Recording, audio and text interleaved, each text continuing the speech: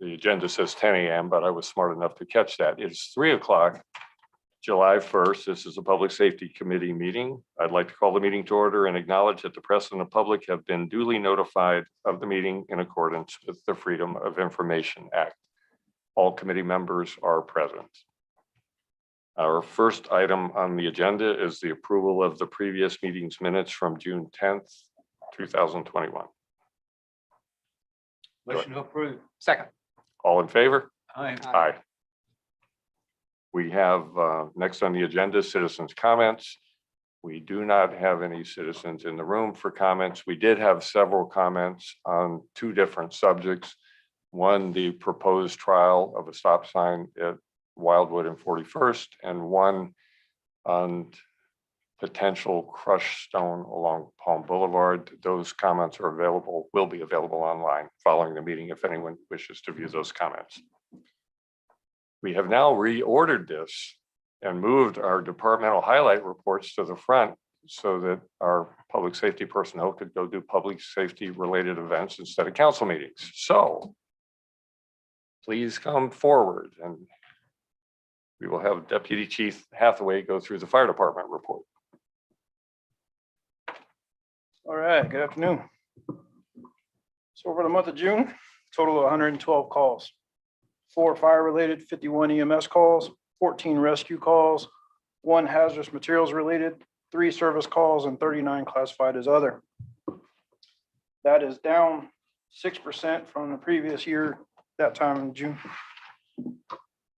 On the 5th of June, our crews responded to an emergency medical call at the north end of Capers Island. We launched Boat 1020, put the Weeze Island Fire and United States Coast Guard on standby. We did make contact with the individual, put him on the boat, brought him back to the city marina. On the 5th, fire crews responded to a report of a tree down in the roadway at 24th Avenue. They got on scene, they were able to cut most of the tree away, remove it, open the road back up for traffic. They did put cautionary measures up in order to keep it safe for people passing by. On the 10th, fire crews responded to auto versus pedestrian at Palm Boulevard and 20th Avenue. Page care was provided and transferred to Charleston County EMS. On the 11th, fire crews responded to Isle Palms Connector for a 5-vehicle traffic accident. I would like to just note on here, responding apparatus did encounter quite a lot of difficulty navigating the connector bridge due to backed up traffic and vehicles struggling to get clear of the lane for the emergency vehicles. There were no initial requests for medical assistance. Our personnel basically put stage right down for the leaking fluids, but because of some of the ages of some of the people involved and the mechanism of injury, Charleston County did treat 3 patients and transport them. Hathaway, if I might ask on that, and I know it's opinion, but in your opinion, had we had the emergency lane, what would you have expected as a different response compared to what you encountered on this particular incident? I believe with the emergency lane, sir, it gives more opportunity and options for vehicles to maneuver as well as our vehicles to maneuver. Now there's one option only. I don't know if the newness of the setup, leads to some issue, but I mean, basically because of the way it is now, once it's stopped, it's stopped. There's nowhere to go. So trying to get people over and out of the way, we had some difficulty. What I'm hearing is pretty much mass confusion with where to pull over and how to pull over, and that it's really messed up both to the right of the vehicle and towards that 4-foot wide middle emergency lane. But are we tracking the response times that, as we talked about, getting emergency personnel from off island into these critical situations as well? Yeah, we have all that information Okay. available to us for outside resources as well. Okay, thank We you. would just have to reach out to those agencies. May I ask a question? Yes, please, Jim. Have you noticed any uptick in motorcycles going around traffic accidents and trying to get ahead of the backup in traffic? I've heard that. I've heard similar things, but I'll tell you, that would really be a question for law enforcement. That's not something the fire department would necessarily notice. We're not on the street at all times. Okay. well, I've heard the same rumors. Might be the Yeah, question of but I our mayor, heard Jimmy. it was during accident, right after accidents too. I personally haven't, I wouldn't be able to answer that Okay. honestly. Thank you. On the 11th, fire crews responded to a commercial fire alarm at the Villages. They were met with employees who stated that they smelled smoke. They were able to isolate that to an HVAC unit. They were able to disconnect the power to the unit and have a technician fix it before restoring power. On the 12th, the Isle Palms Fire Department was presented with the Fire Safe South Carolina Community Award, something you guys have already heard about previously. But Fire Marshal Stafford was there to accept the award at the South Carolina Firefighters Association Annual Fire Rescue Conference. And I'm going to call him up now and just give a little presentation on that award, if that's all right with you guys. Absolutely. Good news. My name is Travis Stafford, your fire marshal and also fire prevention coordinator per se. And we're awarded the Fire Safe South Carolina Community Award for 2020. This award goes into more fire protection, education, and community risk reduction. The award is given out to roughly 80 fire departments in the state. This is state recognized. And the state just put together one message for the whole state, whereas you go to one department, you get one message, another department. So the state has come along and focused everything down together into one message that really puts forward the message that, we need to know inside our homes. That one message is the United for Change as far as fire prevention message. Having this award for us the first time means a good bit for the community here, seeing how we don't have any schools per se. We have to get up to community groups, churches, things like that. And so not only just myself, but the whole department was able to come together and come through 14 different goal requirements to achieve this award. And so I wanted to share this with you. And if we could pull up the website there.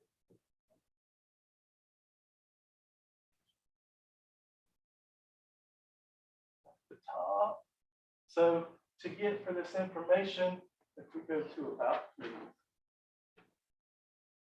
what is Fire Safe South Carolina? Oh, I'm sorry. Thank you.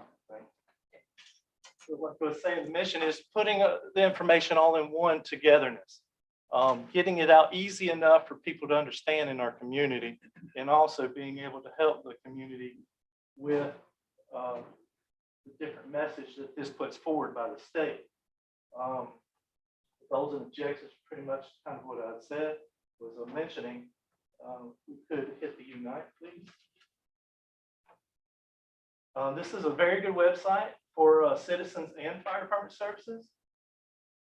The message and the service organizations are put together by, scroll down a little bit for me, please.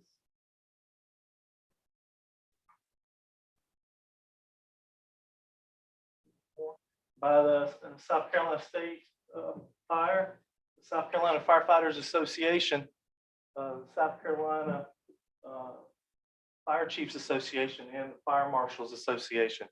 So this is being well put together, whereas 10 years ago, we didn't, or even 5 years ago, we didn't have anything with this much backing is through the state. Go back to the top for me. Engage, please.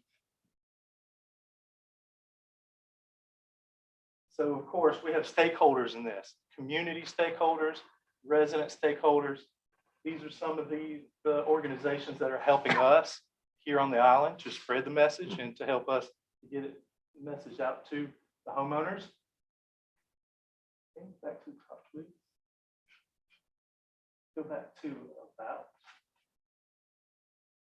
the forward core message. And so you say, well, how are we getting the message out? We've made it this South Carolina Fire Safe has put this easily into 4 messages that we're putting out to the community rather than having a whole list trying to teach everything. Of course, the right alarm in the right location. We want everybody on the island to have the right smoke detector in the right position that works. We currently have a program in the fire department to go out to these homes. We also take requests from homeowners to come out and inspect their smoke detectors for free and some of the elderly folks on the island, if they can't buy or provide them, then the fire department can through grants that are being put forth by the stakeholders in Fire Safe South Carolina. Second message, of course, fire drills and preps. If everybody went through, remember going through school, I'm sure have that fire drill, no two ways out. We all look old enough that we've done that, don't we? And everybody remembers. Absolutely. But also, repeat it, try it twice. We're teaching that to everybody still. Get that message. The third one is important too, fire sprinklers. There's cost savings now. The price per square foot to put sprinklers in the house has dramatically declined with PEX, plastic piping and things like that. So we're really trying to push fire sprinklers. They do save lives. And our fourth one is see a problem, take action. If you see something throughout your home, don't pass it up. Or if you're in a public place, public building, try to see something, say something about it. To get more information on these on this website, you can click on each of these and it'll take you through in detail the citizen or anybody can look at it. We're saying that citizen services can go on and they can look at, just scroll for me, smoke alarms, carbon monoxide, hard of hearing detectors. There's this resource if folks on the island need one of those, we can help get them one if needed. Fire drills, any of these tabs here can get great information to anybody that has a computer. That's the top one. We're going to go to fire department services.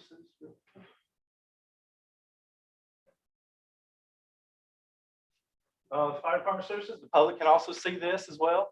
And this is our data for the NIPERS. The fire department dashboard shows our calls. It can even break them down into the different counties that the citizens can look at. You can also they can also come and attend the county meetings through Fire Safe South Carolina for learning more information if they need to.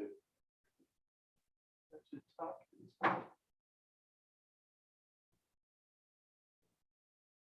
So with everything in one-stop shop is Fire Safe South Carolina, which has helped the community tremendously. Hence the reason why we were awarded this award. Can you go to the pictures, please? Just wanted to show you quickly how and when we obtained the award. And as we progress on, this is every year we have to apply and to receive this award.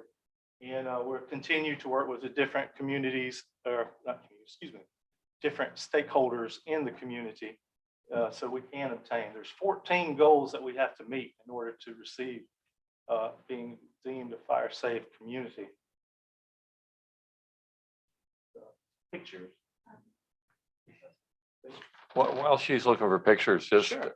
I think it's outstanding that, that you guys go out and do the smoke detectors and all that.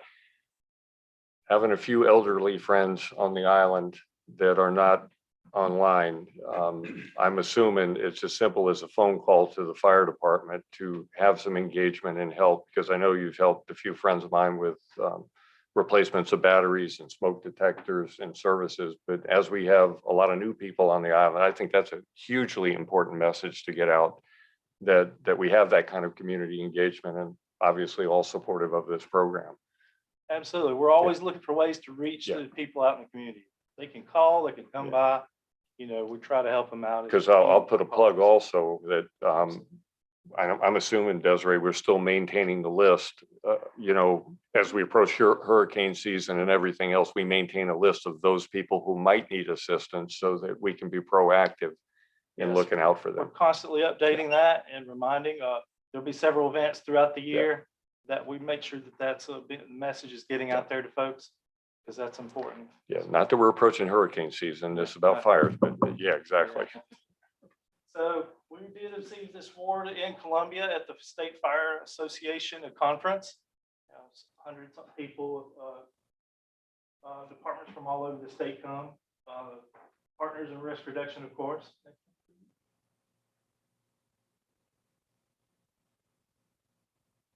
So, of course, they were presenting it, kind of, got to represent the city of Isle of Palms here. Next one, please. And a picture of myself there accepting the award. On the far left here is a state fire marshal.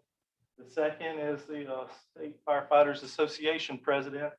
On my right there is the State Fire Marshals Association, and then the Chiefs Association president there. So just want to show off. No, fantastic. We love awards. Thank Proud you. Yeah. that we've obtained this for the city, and we'll continue to help the city. So, Thank you. thanks.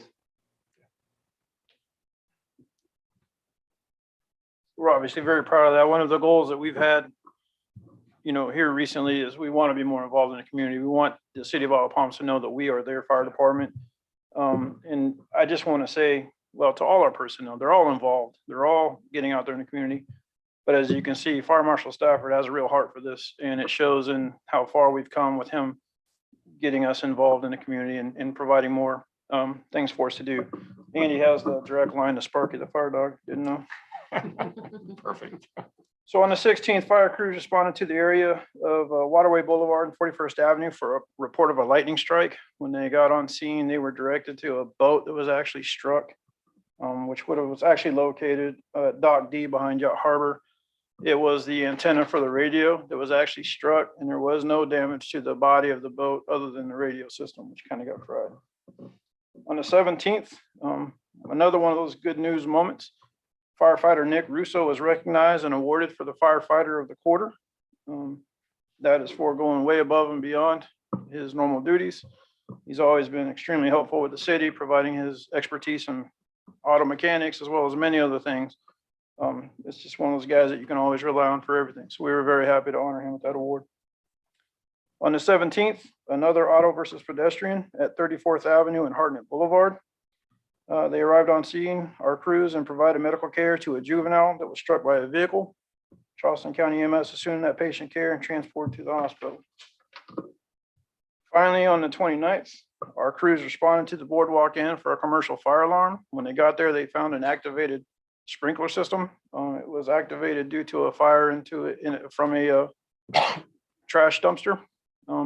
And to what Fire Marshal was speaking to earlier, sprinklers, there's 0 confirmed deaths involved in a structure that's been involved with a sprinkler. So in this case, there was 0 damage done to the structure of the building due to the sprinkler head. Our crews were able to shut off the water to stop the flow to the sprinkler, put the building on fire watch, and ask them to have a technician reinstall a new head and restore the water. From then on, as I always tell you, everything beyond that is all the analytics. I will let you guys do that on your time if you like. If anybody has questions, though, I would be happy to answer them at this time. Just a general comment. We're still seeing a trending increase over 2019, correct? And I didn't, we got the package just a couple hours ago. I did go through it, but I look at the percentage changes year over year. Mhm. I think the broader message is we can expect and are experiencing, fairly significant upticks from a normalized year. And, personally, I discount 2020 because it was not a normal year and try to do the comparisons looking back, but it looked like we're in that, 20-30% range. Yeah, you can see that we're still close. Some months are above what it has been, some are below.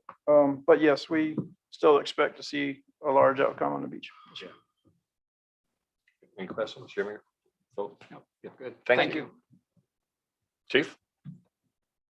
I'm gonna sit here as awkward as it feels, and talk to you. You can go up there. Okay, that feels more- What, feels more appropriate. did Desiree tell you have to sit there?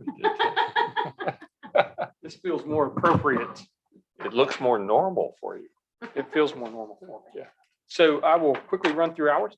Some of the things that you see, this is fresh off the press. I think Councilman Pounds pointed that out. I printed it about 10 minutes before I walked out the door.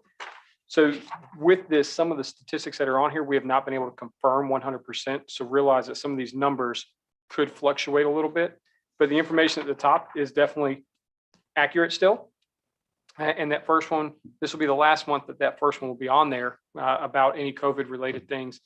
There were a couple things that were still ongoing, but they will cease to exist after this month. Some of the notable things were that we were able to recognize 4 of our officers with a Bronze DUI Hero Award for enforcing DUI laws. And that was, we submitted their names and the amount of work that they did to the state Department of Public Safety, who manages and oversees the Office of Highway Safety. And they awarded them with the Bronze Awards for the amount of DUI arrests and charges that they made in 2020.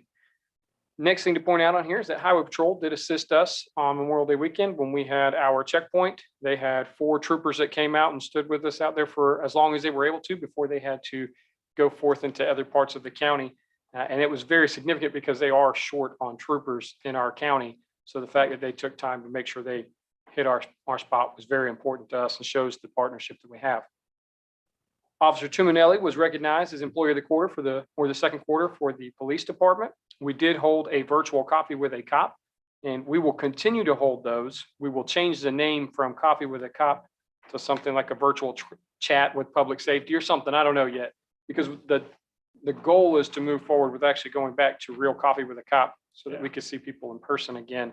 But those virtual tidbits have been great for people who are unable to attend so that they can go back and watch those and kind of get some interaction from them. So we'll keep doing them that way. Some of the incidents to point out for June would be that there were 10 DUI arrests and 1,057 parking tickets. We did have 1,100 calls for service, which is a little bit less than we did last month. And I would equate some of that to the heavy amounts of rains that we probably had. And many of those were out here that most people saw. We did have 11 vehicle collisions. And to kind of answer Councilman Ward's question, I've not seen them. And do I believe that it probably does happen? Yes, especially before emergency responders get on there. Motorcycles do have an easier way to get past them, and I'm sure they probably take advantage of it. I know that I have stopped a motorcyclist for traveling down the bike lane too. I haven't seen it other than the one that I stopped and made friends with, but I'm sure it's happening. I invited him to come back and hang out with us too. We did have 1 warrant served, and that was for a criminal sexual conduct charge that we did have, and he came from another state. The incident took place here. He went back to his state, and instead of us having to send the U.S. Marshals after him, he came back for us and turned himself in. I'm not sure about the coyote sightings. It says 23 on there. I want to verify that, but I know those sightings, I feel like that was similar to last month. And so I want to verify those, but the sightings were up at the beginning of the month and they have declined a little bit since then. That was part of us working with neighbors and residents to get traps out, and we didn't catch any new ones this month from the last month. Then you can see that there was 1 gun violation that we did make this month. It was an unlawful carry of a firearm by a convicted felon.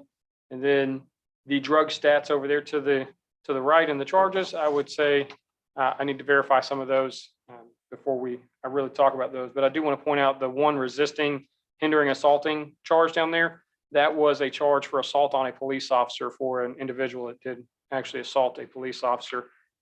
We did have another incident where we did not charge him with assault, but it did have an officer that was seen by medical profession due to being headbutted in the chest, which sounds like it wouldn't hurt, but all that gear that's on there that gets pushed in can hurt, and it did leave him a little bruised, but nothing significant. When you get to the reports on the back, the stats, the graphs, I did add 1 new spot to it, and that would be for vacancies. I feel like everybody needs to know where we are with our staffing. You will see that we are down 4 police officer positions right now. We do have 1 that is planning to leave this month. And without the one leaving this month, we're at 18% vacancies. And that's pretty significant for patrol size. We do have 1 VSO vacancy, and our animal control officer is leaving. And this will actually be his last week. So we are accepting applications for that position as well. You can kind of see the other charges. And I would say when you get to the drug and gun and DUI charges, DUIs, we've confirmed those numbers are accurate, but the guns and drugs, those could change between now and the next month. Parking tickets, we did confirm those are accurate. You will notice on most of these, because we were getting to a point that we had so many graphs and bars, that I said, hey, we need to reduce these. You'll see that I have combined January and February I did that different than I did the other ones. The other ones I'm doing by quarters. But for parking, because our parking really picks up in March and will run through the beach season, I wanted to keep those separate from the season where the off season. So you will see in the parking that I have January, February is one, then March, April, May, and June. And you can see what those charges were. I did change it too, so you can see the number of tickets written for different violations. The next one would be the animal control officer charges, or not charges, calls for service. We did have 52 for the month of June, which is about consistent with what we've been getting.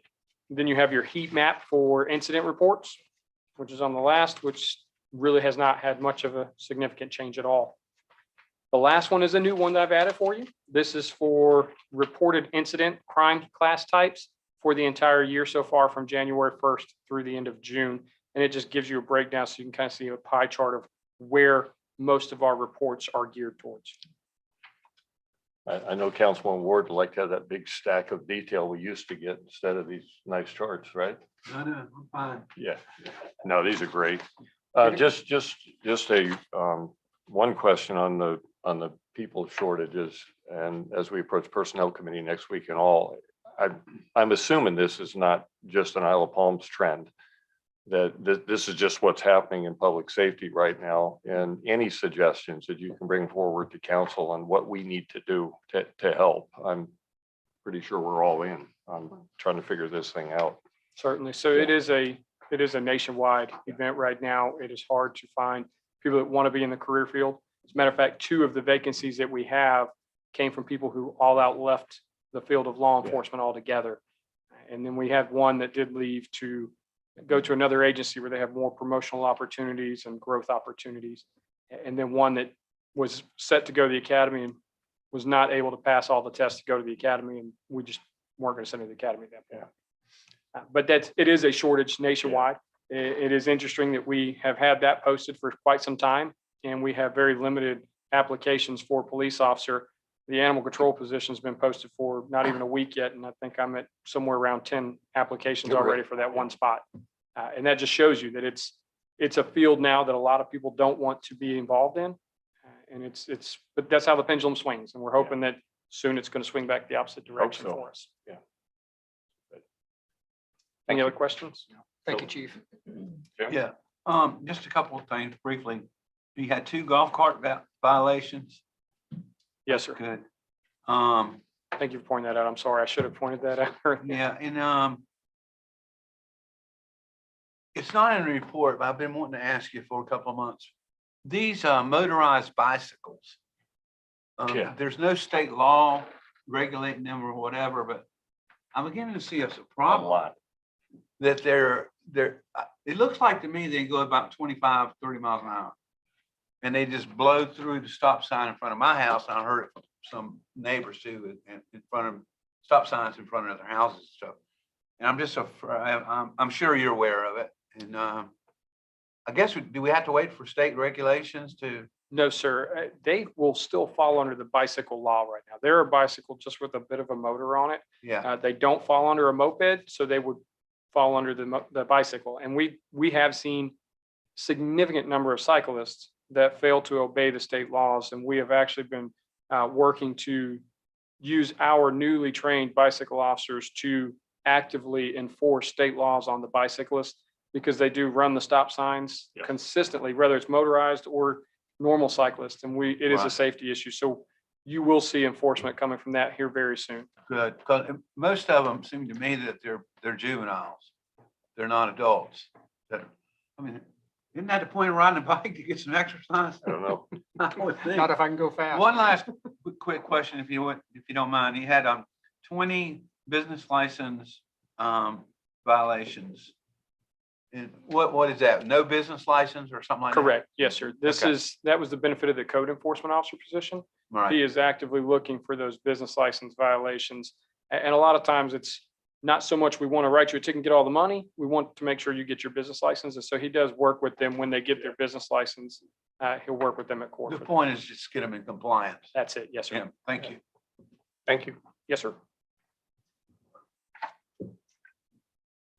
Okay, old business.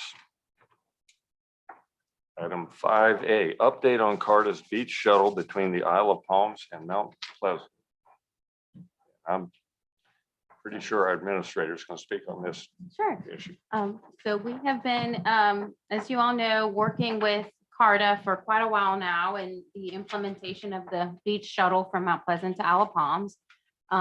In reaction and response to some of the resident concerns about the previous route and in an effort to try to bring folks in that are coming to the beach closer to facilities, to restrooms, restaurants, places for them to, have a more enjoyable stay at the beach.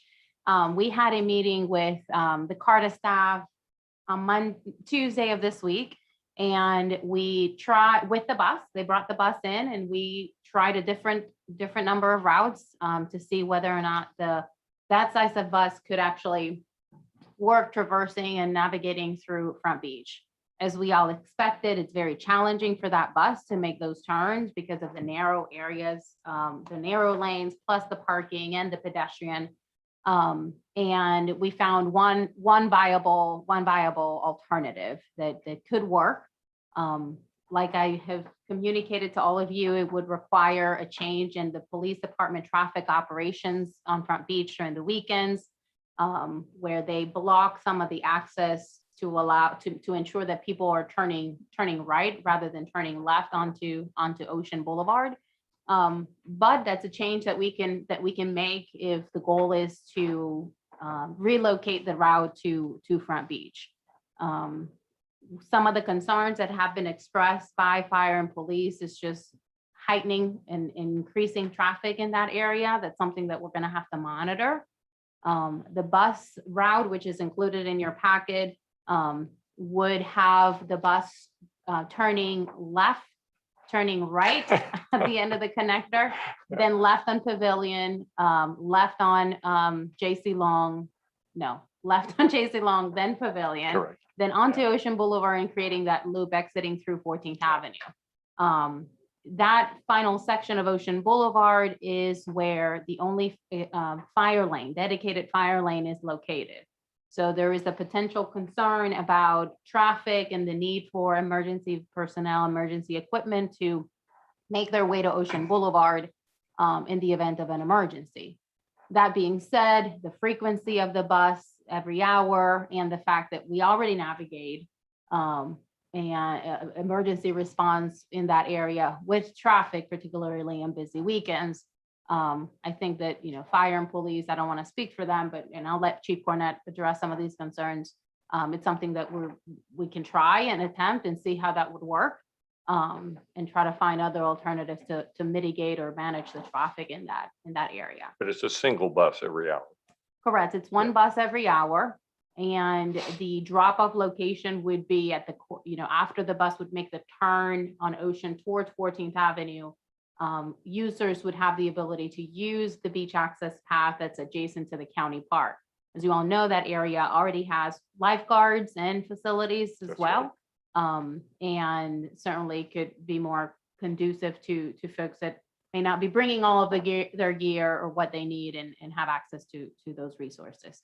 Now, I think the flip side of this is a successful program is going to be a lot of people on buses. And I'm just envisioning, what the residents, not just 9th Avenue, but what the residents go through every time there's a storm and everybody decides it's now time to leave the beach, right? And you've got a bus with potentially hundreds of people waiting to leave by public transportation in the middle of a residential area.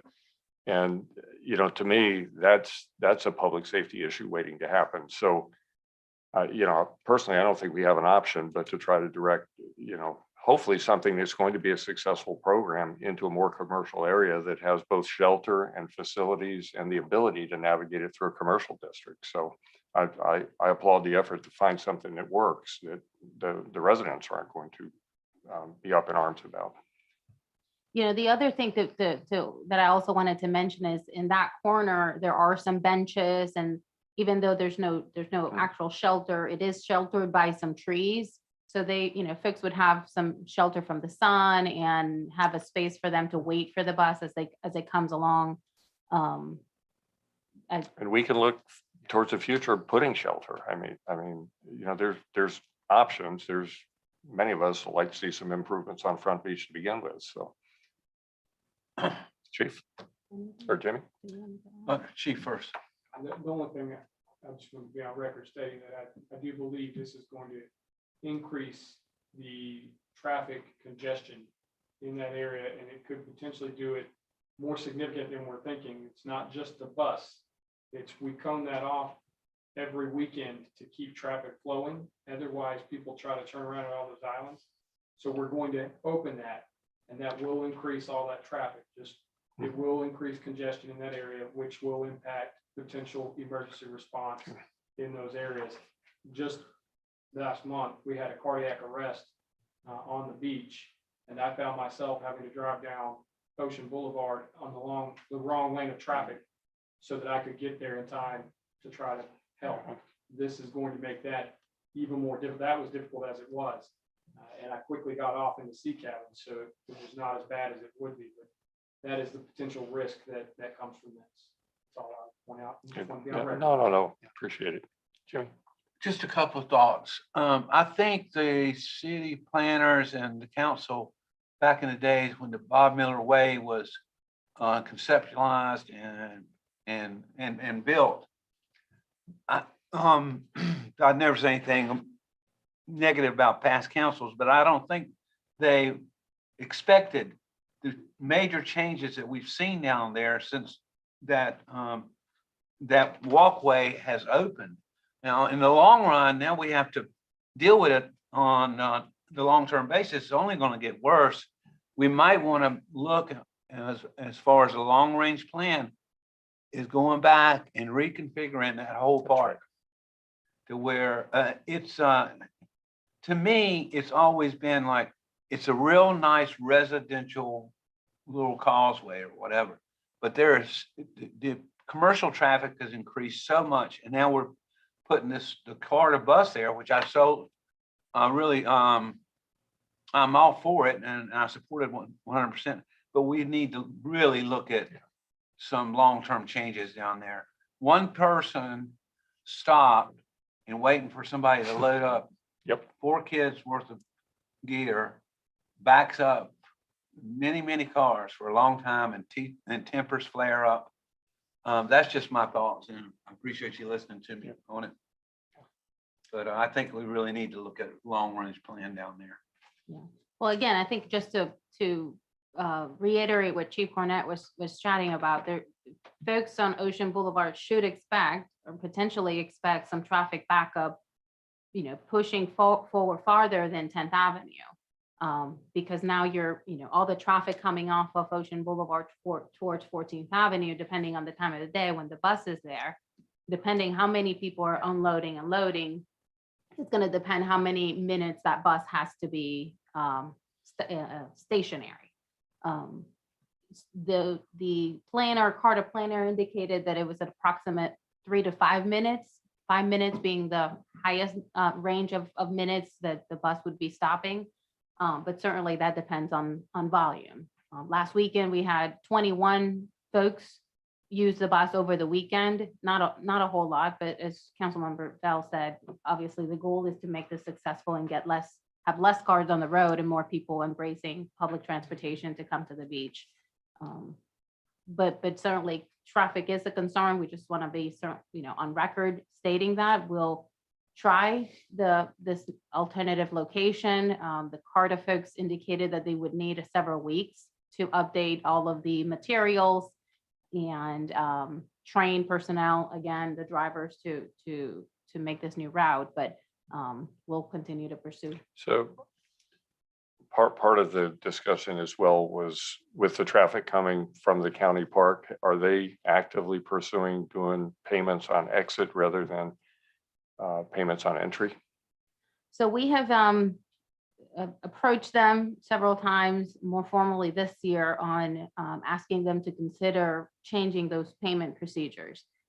Chief and I received a note last night from the executive director from the Charleston County Parks. And unfortunately, they do not see a benefit in changing their payment operations. They shared some concerns with public safety with having the traffic back into the parking lot. Also, reducing or impacting the sense of entry for customers as they drive into the park. Oftentimes they ask questions about the beach services and general questions, and folks would not have the opportunity So- to interact with the attendants. Also concerns about just traffic and congestion during a thunderstorm, which we deal with it island-wide when Yeah. everybody wants to leave at the same time. And then just having that congestion in the middle of a storm, having people pay as they leave. They did indicate that they are looking at some software options, potentially, in my mind, I'm thinking kiosks, some capacity for people to pay inside without the need for attendance.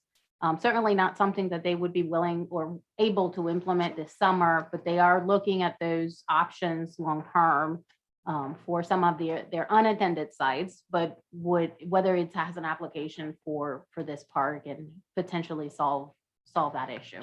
So trying to be kind to our county brethren, that sounds like they're not particularly listening to the city, who has to deal with this both from a public safety perspective and a traffic flow. My personal opinion is, thank you for your opinion. Now, how do we get the county to listen? They're quick to jump into issues like S40 and tell us what we do wrong. I think it's an opportunity for us to tell them what they need to do to be a participant with this community and not an obstacle to the goals that we have. So I don't know if it's appropriate that we have a council resolution that asks them to do something and pressures the county council. But I got to tell you, my reaction to that reaction is this is a multi-year thing. Yes, we're going to look at it. We'll study it. We might get some software. In the meantime, we deal with the issues. Right. So, I mean, we could be as bold and obstinate as we wish to be and say, then fine, you can have your county officers come down here and patrol while we deal with other public safety issues. And that's not the right answer either. But I don't know how the other council members here feel about this, but when we're trying, I mean, we're trying to accommodate people coming to this island in a safe way. And when we have a suggestion here, well, we don't really like that idea, it's going to inconvenience people at the county park. I got to tell you, that falls on deaf ears for me personally. And I think we need to aggressively start, just like we did with CARTA. Look, you're a partner with us on the island, and we expect partner answers, not, well, we don't really like your suggestion. So, I mean, personally, I think the buses should be routed through the county park. Right. I mean, there is a configuration that would work where you could come straight across the connector. If they redirected and did some design planning within the county park, it would have very low impact on the community for loading and unloading buses and bring people to the county park. Right. That's not going to happen overnight either. But I'm kind of, wow, other council members want to weigh in, or am I out here hanging alone?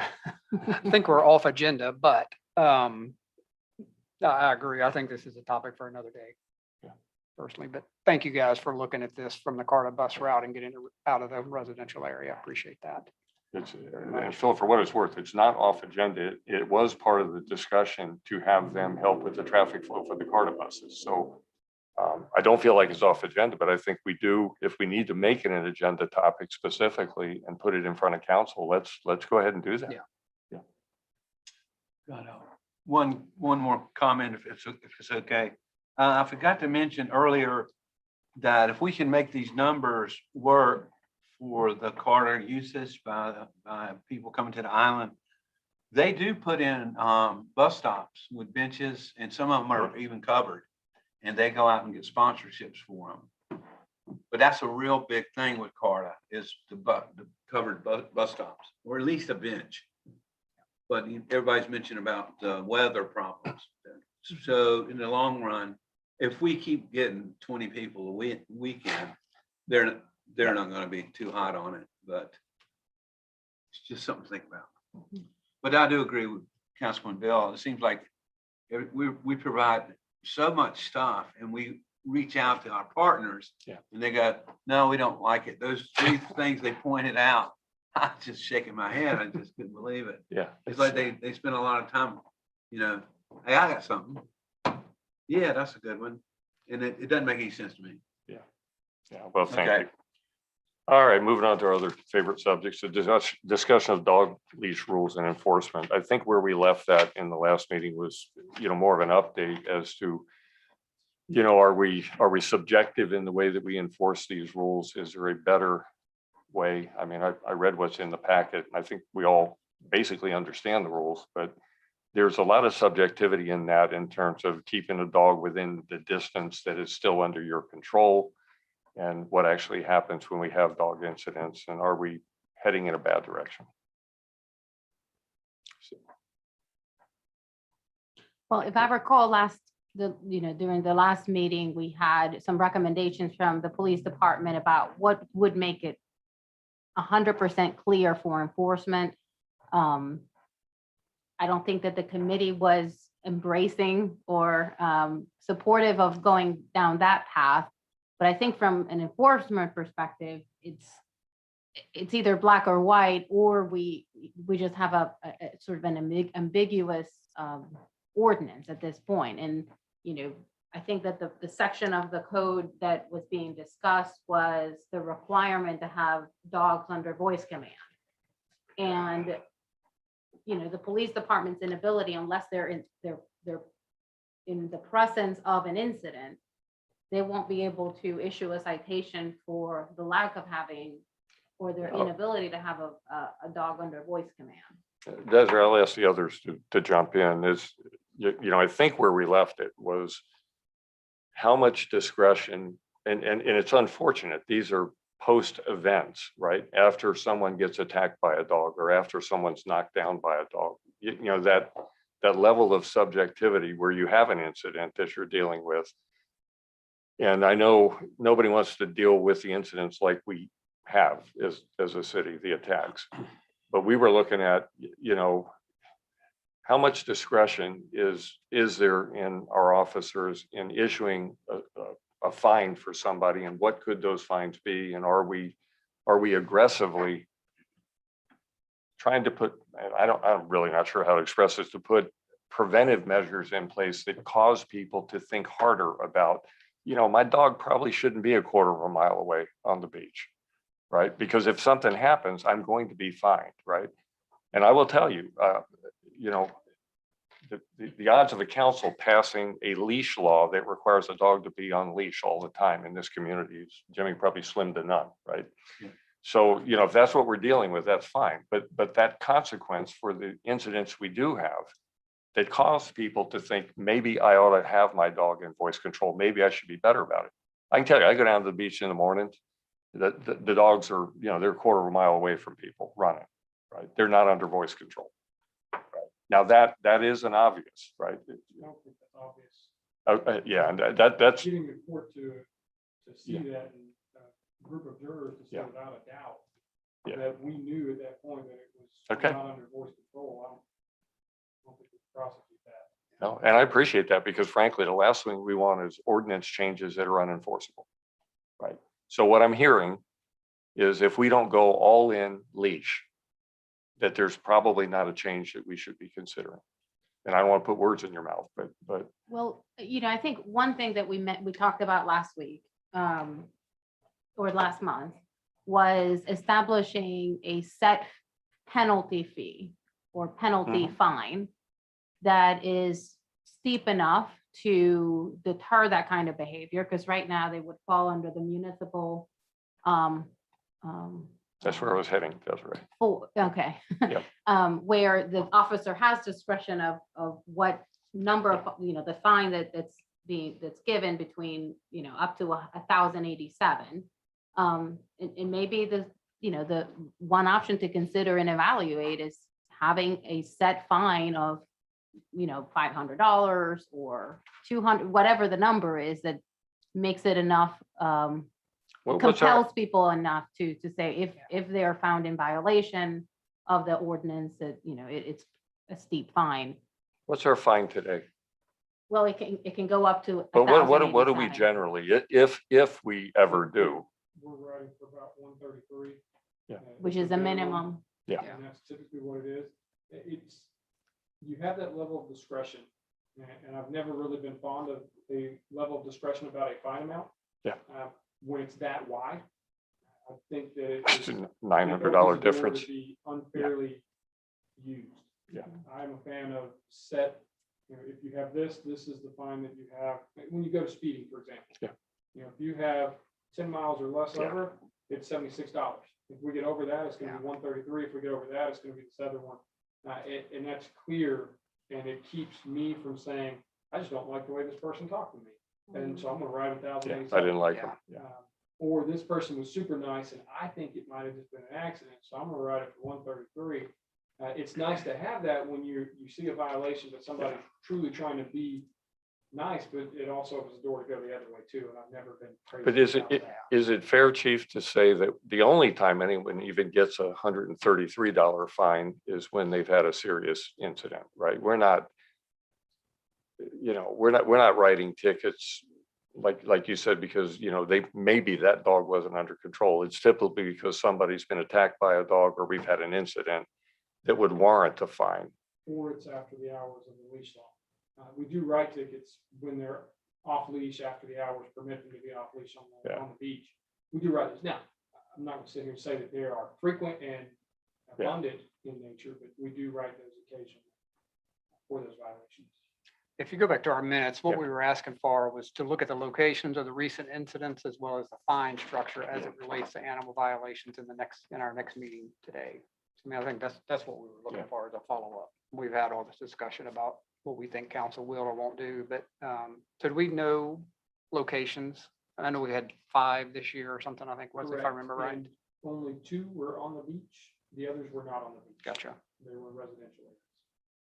So It's a whole your greater different issue. concern is not even the beach. If you look at that, you have a larger majority of percentage that's off the beach in the residential areas. And then the fine structure would be 133 to To the 1,080. max, but you would prefer a stated amount. I think so. And, Yeah. and some of that too, keep in mind, you have the dog park. Some of those Mhm. incidents do take place at the dog park Yeah. as well. So it's not all of it, when we say residential, is strictly my neighbor's dog. It could be I was at the dog park. And we do have a couple of those. Norma Jean is really good when she has those about making sure we're involved no matter what. Whether people want us to be or not, Norma Jean gets us involved, which I think is the right process when you have something like that. So, but only 2. That's were on interesting. the- Yeah, because your leap would be that everything's happening on the beach. So I mean, what if there's a happy medium somewhere, if you have a leash law off beach and, yeah, I don't know. Again, I mean, this is a hard one to make everybody That's happy. why on, and nothing you're not ever going gets to. done with it. Because it's not simple. And I'm like you, Philip, I would presume the majority, although, a couple of years ago, we had the same person bitten twice at the dog park by the same dog, right? So I mean, and we certainly can put controls in place for the dog park. I mean, that's city property and, that's under our jurisdiction, what we want to do with the dog park. But I personally would like to see a stiffer fine that's implemented on incident, where it makes people at least think, you know what? My dog might not be the best dog to be running around off leash. And, if I've got an incident and by God, I get in trouble for it, it's going to cost me more than $133. I think those are baby steps for us as a council to take rather than leaping to, we've got 8 bad dogs over 6 months. Let's make everybody put their dog on a leash. And by the way, they're not going to do it anyway, right? But I do want to say that, the past couple of incidents that we've had have been sort of dramatic, right? I mean, Horrific. we've had people be affected, but when you look at the number of citations overall, it's not as frequent as sometimes we think it is. And also, we have to accept too, we are the friendliest dog beach in our community, in the Charleston region. We don't have to accept that. Well, It just and- is what we are. It's Yeah. what we have, Yeah. correct, the regulations that we have right now. So that means more people with dogs are on our beach and in other beaches, not only our residents. So by virtue of that, the incidents will be larger than in other communities, which is what we're dealing with right now. Yes. Jimmy, please. Check up things. Well, I've run into at least 4 people in the grocery store just in the last month. You mess with my dog. And they get real emotional about it. And I understand my dog's like my child. But the way I see it is there's 2 words that need to be changed. I've highlighted it under section 6214. Running a large prohibited exception. It says such owner or custodian, this is about 2/3 of the way down, shall at all times be in close proximity to the dog, have a leash in hand, and have the dog under control. Yep. I think the words close proximity are very, what does that mean? Subjective. It is subjective, it needs to be changed. One thing, what it is, I don't know at this point, but that needs to be changed because it is so wide open, like the chief was saying. And secondly, I'm in favor of increasing the fines from a minimum of $133 to at least $500 and get people's attention. I don't want to talk about it much more. I want the committee to think about it and ponder that and see how you feel. And so we can just say that we're cracking down on these dogs that are not under control. And continuing on, there's one more sentence I wanted to read to you. It says, nothing contained herein shall affect a dog owner's or custodian's duty to comply with all state laws regarding vicious or dangerous dogs. The chief, I've listened to everything the chief has said and what committee members have said, and I do understand that part is really, really hard because after an incident, the person that has been attacked wants to get as far away from the dog as possible. The lady that came in here and talked to us about it stated that exactly. And the person that has the offensive dog, most of the time, from what I understand, is that they're all from off the island, and so they want to get out of here as fast as possible. So that's really hard to enforce. But I think the close proximity is a problem, and I really think we need to consider soon, if not this meeting, the next meeting, of mandatory fines for noncompliance. We have it as a discussion item, which is typically not actionable. Can we make it actionable in this meeting? If you want to recommend that we draft some language for the committee to evaluate next month, we can Yeah. certainly. Yeah, let's consider do, that. yeah, let's do that. Yeah. I want to hear And I'm- what everybody has to say. I'm in full support of what Jimmy's saying, just, let's at least take the steps of raising the fines. And by the way, I highlighted the same words, close proximity. And Right. I don't know what that is. Pardon the pun, but let's put some teeth in the ordinance, Oh, yeah. right? Yeah. I would also, remember, we're hiring an animal control officer. Another thing we have is we have several of our applicants that have experience in these areas. Another avenue could be that we also wait till that individual's on board, hear what their recommendations are. That's fine. As somebody, because many of them have been to school for these types of positions. They're going to be much more of an expert in that area. We just dog owners. We do. And that's how Yeah. I am. And it's hard to take off the dog owner hat because I love my That's right. dogs. Yeah. And that's why I hate to say I want leash all the time because I personally don't. But if you want enforceability, we have to keep it real simple and black and white. But we can wait and hear what recommendations somebody who's been schooled and educated in these areas might be able to bring to the table that might help us to meet all those avenues at one time. That's a really good point. Yeah. Chief, if I could ask you a question, when do you recommend approximate time they'd be hired? My hope is that I've got an offer and we've got somebody coming on board by the next meeting. Okay, That's great. my anticipation. Well, I tell you, you're exactly right. I totally agree. But Chief, that comment's more around the wording of the ordinance. I mean, is that also around the fine? Because I totally agree with getting the fine up. I think you could do the fine without them. Yeah. The fine won't change. The one thing to keep in mind as we look at fines are that when we say one price, there are court costs attached to it. So it's not always as low as what we initially say it is. It will be a little bit higher. Well, when I mean, court costs are applied. we wanted to Yeah. cause people to think about what they're doing and the behavior of their animals. And, I don't think Exactly. $133 gets you there. Is there a number that, I like the 500 idea. I don't want to use to put some teeth into it, but But minimum 500. Yeah. Yeah. And then. And it could go We to could go the, higher, and that would still be the discretion of the officer. Yeah. If he's got a really. Yeah. bad But at case. least gives you a floor Right. number to Yeah. get to. Yes, sir, Chief, or Desiree, I'd love to see us go ahead and move forward with the fine in Yeah. case we don't get somebody hired as fast as you think. I mean, given the application pool, it sounds pretty positive, but we could do the fine. but any other, structural change to the ordinance, we can certainly hold off on. You can make it in the form of a motion, This one? the fine, the suggested fine. Yeah, I suggest that the minimum fine be $500. And according to the discretion of the officer, it could be higher up to 1,087, which is defined by state statute. Second. Okay. We have a motion and a second. All in favor? Aye. Aye. Okay, we can move from the dog discussion.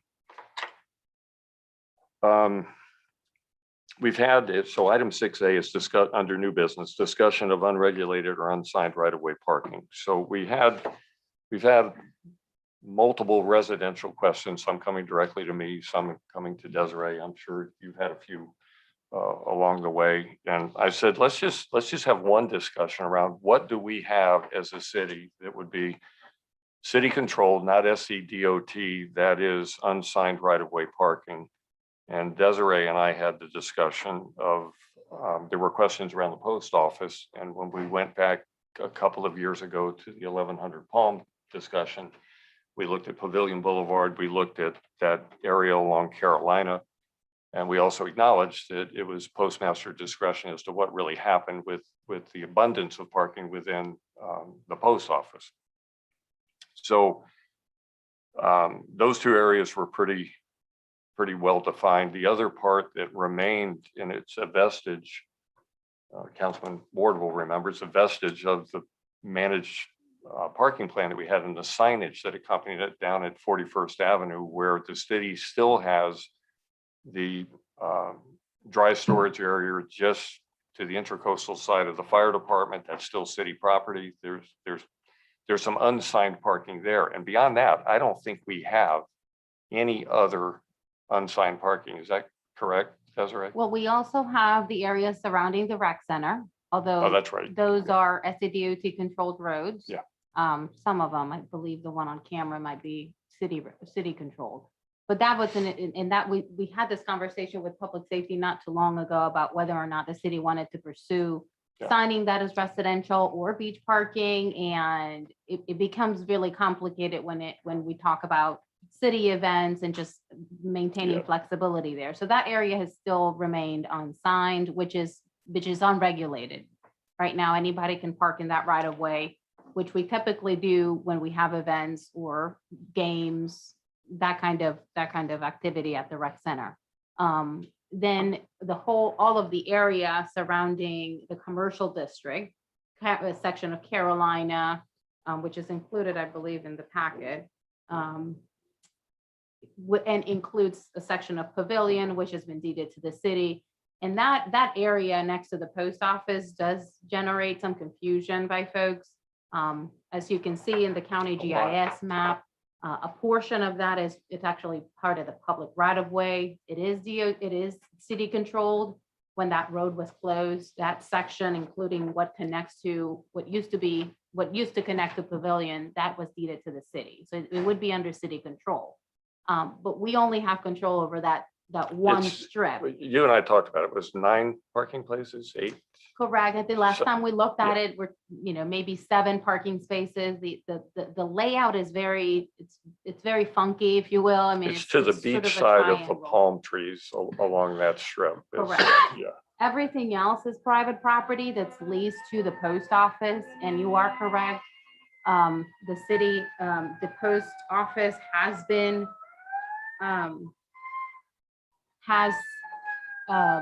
enforcing that and vehicles that are trespassing. And I think that has served as a deterrent. I don't think we saw a lot of parking last weekend No. in that area. But yeah, the city really only has control over one strip of land along that triangle shaped area.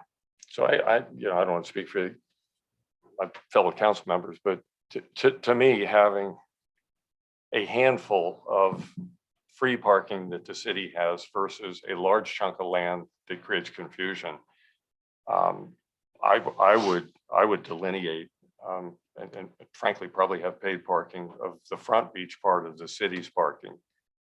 And just, people at least get a message that, by the way, I don't want to see a scramble for 7 free parking places along that strip of land, if it's revenue generating for the city and it's ours. And then people go, if I'm not in one of those parking places, everything else is off limits. Right? I think we have confusion there at the moment. Jimmy, you're probably, more in tune with it than I I remember am. when it was like 89, I believe, that the city just closed Pavilion off there. It used to shoot straight through. Mhm. And I forget the particulars, but there was something kind of funny going on about that.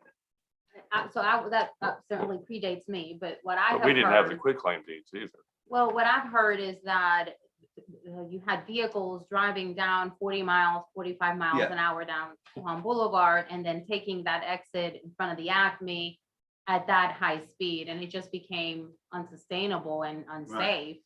I don't know how we did it legally, Deb, but that's the lawyer's answer, but it's been a long time. It was before Hugo, I believe.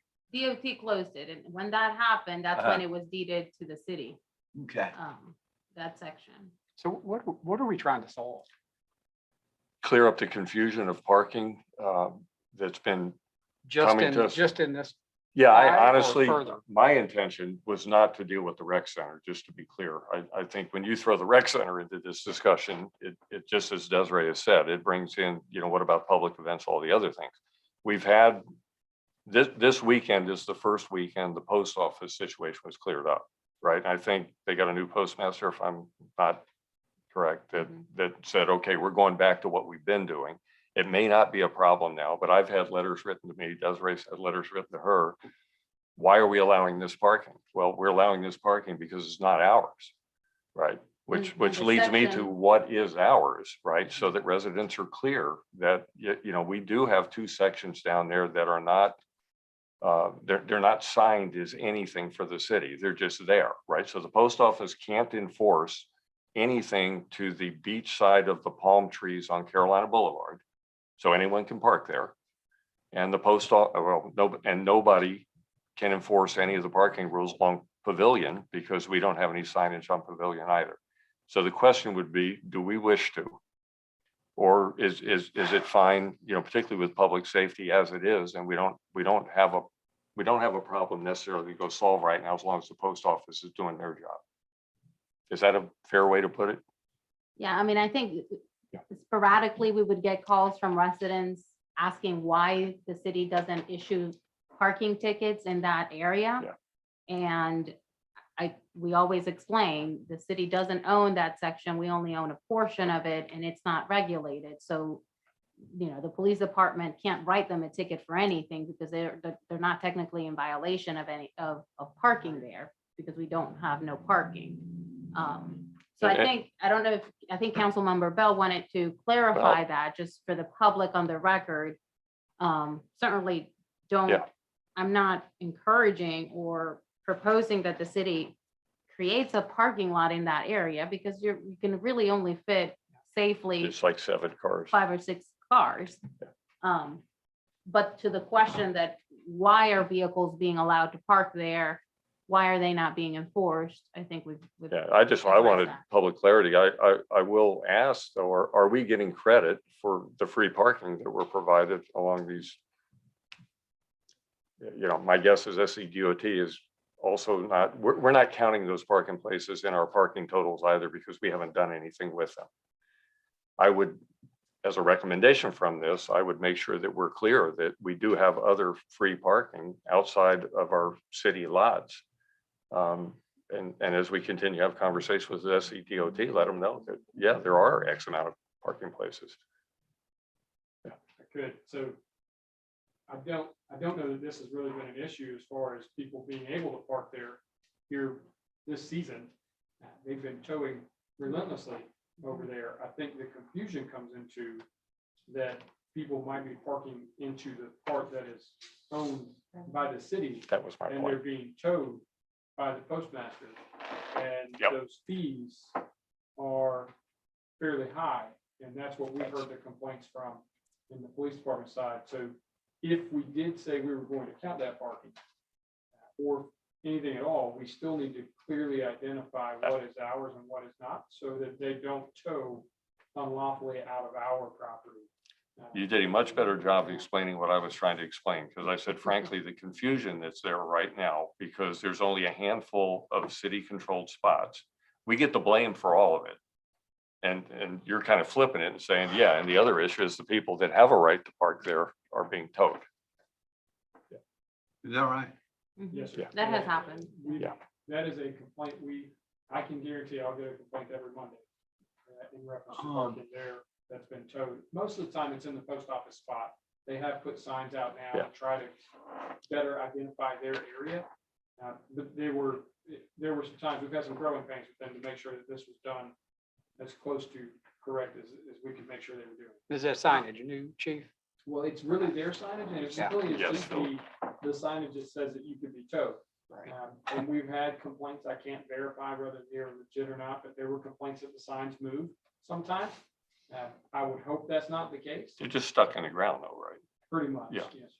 So I do think it would behoove the city at some point to identify on our end so that we don't find ourselves in a dilemma because they have towed off our property and we need to clearly identify that they can't tow off of that.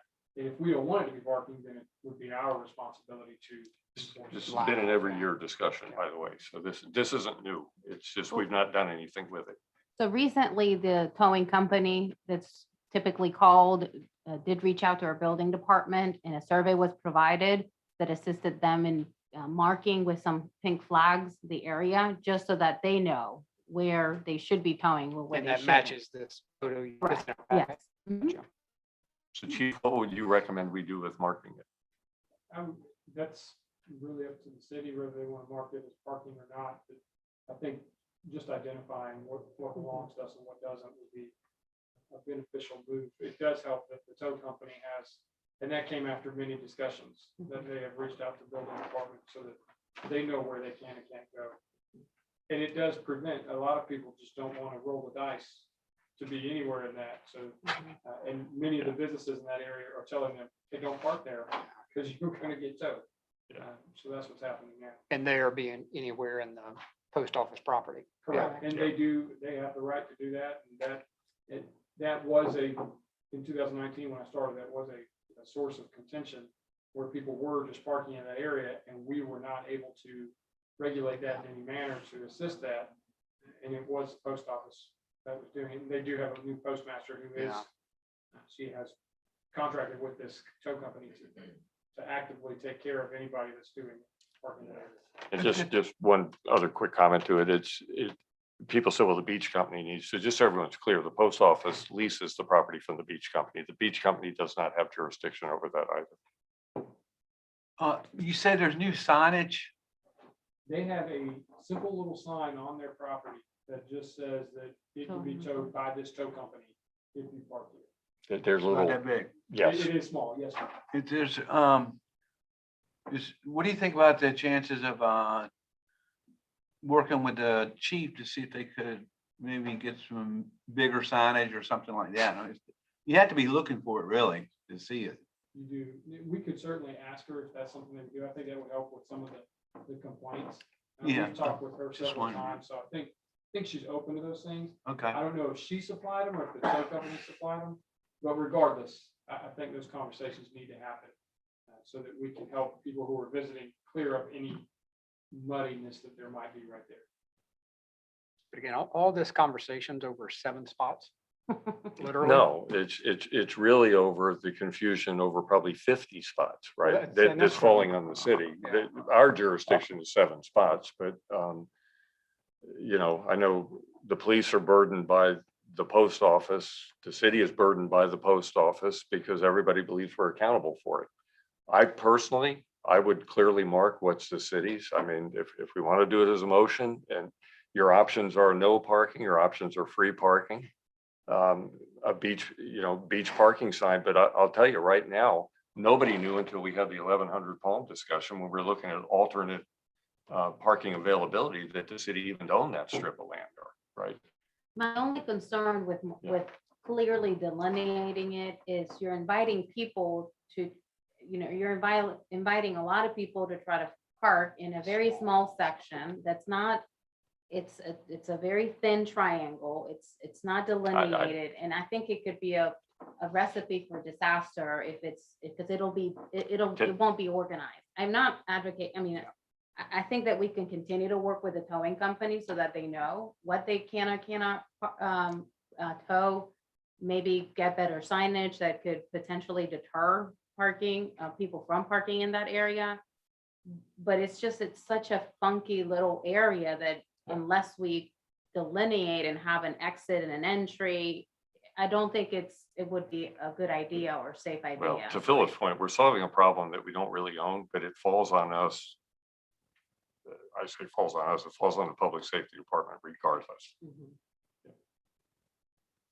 Okay, Yeah, I'd say we work on it next month. well, no, we're clear. What I wanted was Signage. to let the public know publicly. It's not ours and be on record that, if you've got an issue there, it's a post office issue. So Signage. Yeah, signage. Signage. moving on. Discussion of beach service officers' roles, responsibilities, and communities. So in full disclosure, I'm one of the ones that I just, the inconsistencies I've seen, and we become the complaint department, unfortunately, and people think that council is the enforcement department. So this came up specifically. I said, look, we've got 9 BSO officers, right? And we struggle every year to have full staff BSO officers. I was down at the beach with a group of 12, another group of 30 probably next to me, and I see 4 BSO officers together. And I go, well, if that's 50% of our force almost riding down the beach together, I got all my neighbors going, well, when we complain about the things that don't get enforced, and we see 4 grouped together, or typically 2 in an ATV, 2 in a pickup truck, are we efficiently using them? What is the expectation that they have of the job? And we've got community members that want 7x24. We're not going to have that, right? But I said, let's lay it out there, and this is what we have. I think all of us on council have said pretty consistently, if you wanted to hire 20, it's a very self-funding operation if you could get them. But I'm on a personal level, I'm just for consistency. Look, when there's something egregious, and by the way, I will say publicly, I had neighbors that I believe wholeheartedly in them telling me what they've heard. When BSO officers tell them, when they ask, why aren't you writing a ticket in this resident only parking? And the answer is, we're too busy. And I said, well, why are you complaining to me? I said, you should be calling the police department and telling them that's the answer you got from BSO. So I just wanted to communicate and get some feedback from the chief. What is the expectation that residents should have around what they're seeing from enforcement, particularly from BSO? I think, and I think the residents do need to understand, when you're down 18% in patrol officers, right? Asking your patrol officers to stop on the street and write tickets is probably not a really good plan for public safety, right? But I do think it falls squarely into BSO realm of, it's a nice summer job for young people, but what's the expectation of their performance? And with that, I'll let that one So go. I will say, we've already addressed the Yeah. multiple BSOs Yeah. together in one time. There was a time where we had multiple vehicles in the shop. Yeah. And so to get them where they needed to go, they were paired up. But they are not in Okay. that position now, and we have addressed it with them. Now, with that said, there will be times where there Okay. are 2 in a car together, or 2 in an LSV or a Polaris, when they're going on the beach, because one of their jobs is to patrol the beach and find holes and bury And those bury- holes back and find the big bulk items that are left, the tents, the nets, and they'll tag those so that they can be picked up by Public Works. When you see that, there should be 2, because Okay. we're not gonna have one person. Some No. of those holes get really big. And so Huge. 2 people go out there and they'll bury those back together. And sometimes if they're going to take a vehicle to the shop, they might come back and calls are coming out for parking. So they'll both go there directly to address those things, to go ahead and address it before they go back. Often, they should not be paired up in groups. They should be solo. I will say, as far as the numbers go, in the email that I received, it was stated back to 2019, when somebody else was here, as far as BSOs go, we're consistent with those numbers that we're writing this year. They're matching those same numbers for that same time. So we're really still in the same level as far as tickets go. So they're out there writing those tickets. We do put a lot of demand on beach service officers. It's not just parking. They do help to patrol the beach because it is easier for them to get on a beach in a all-terrain vehicle and patrol than it is for a police officer to park a car at the headquarters, jump in an ATV, go out on the beach, and then all of a sudden there's a call comes out. Now they got to take the ATV back to get to the car to get to the call, and that slows things down. So we do try to utilize them more unless we have enough personnel and police force on that day, like on the weekends this weekend. We'll have police officers assigned just to the beach. They'll be on the Polaris and they'll be out there. And then we'll use BSOs on foot patrol in the front beach area. We're going to utilize bicycles more.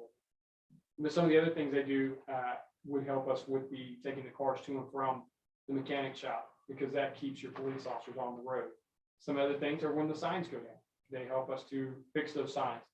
We had a stop sign that was knocked down a couple of weeks ago. It was our BSOs that went over there and dug the hole up, fixed it all up, got it set up right.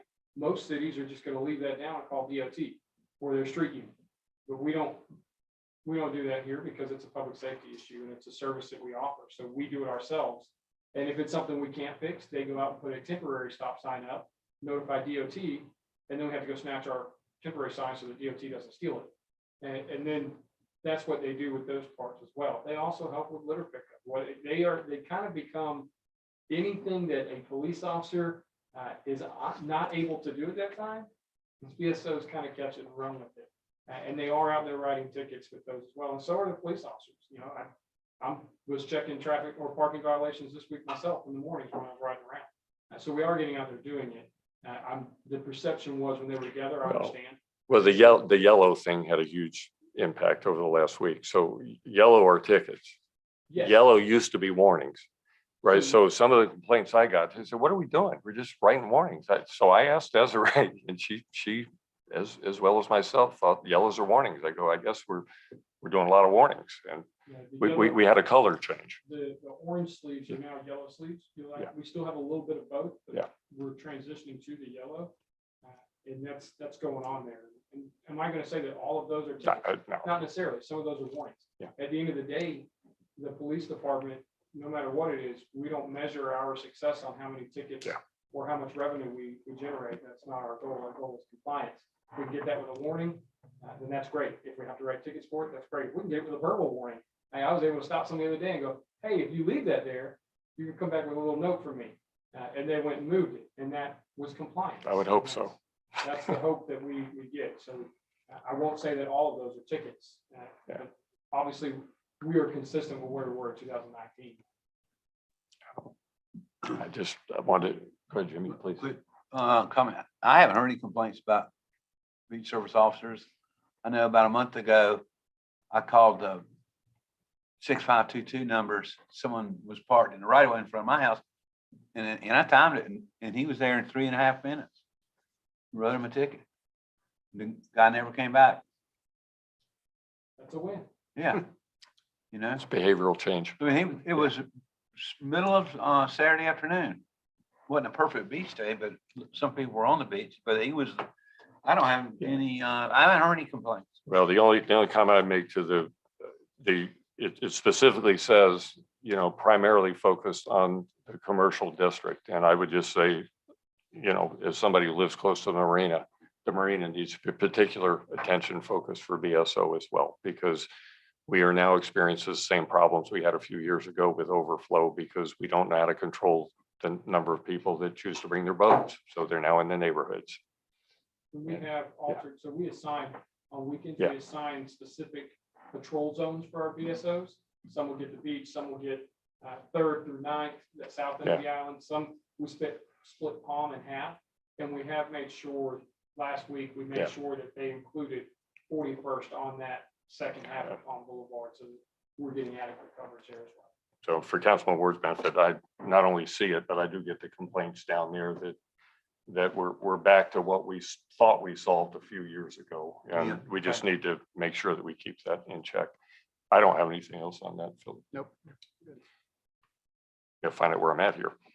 See, Oh, yeah, this is another one of mine, right? Discussion and consideration of installing a stop sign at the intersection of 41st and Wildwood. So there's a huge pack of analytics, and we're not, to everyone's great relief, going to go through the analytics.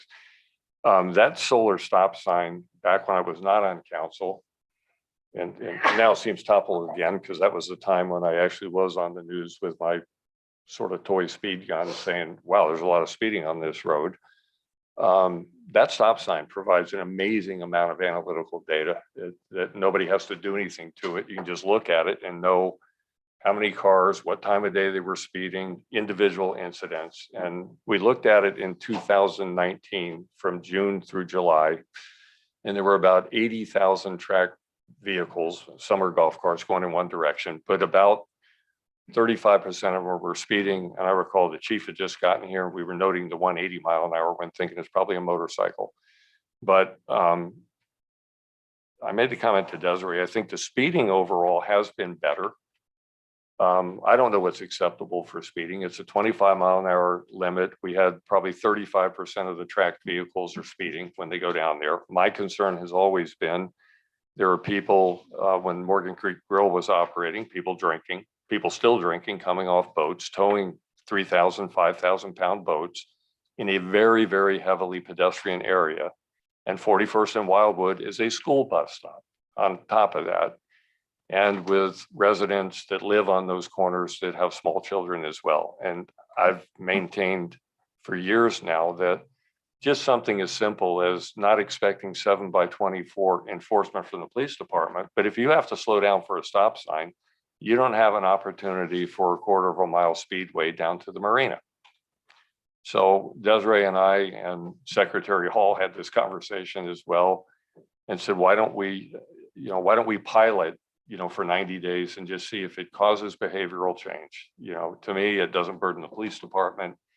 We can look at the data from the sign and see that, it's had a significant impact or not on speeding on 41st.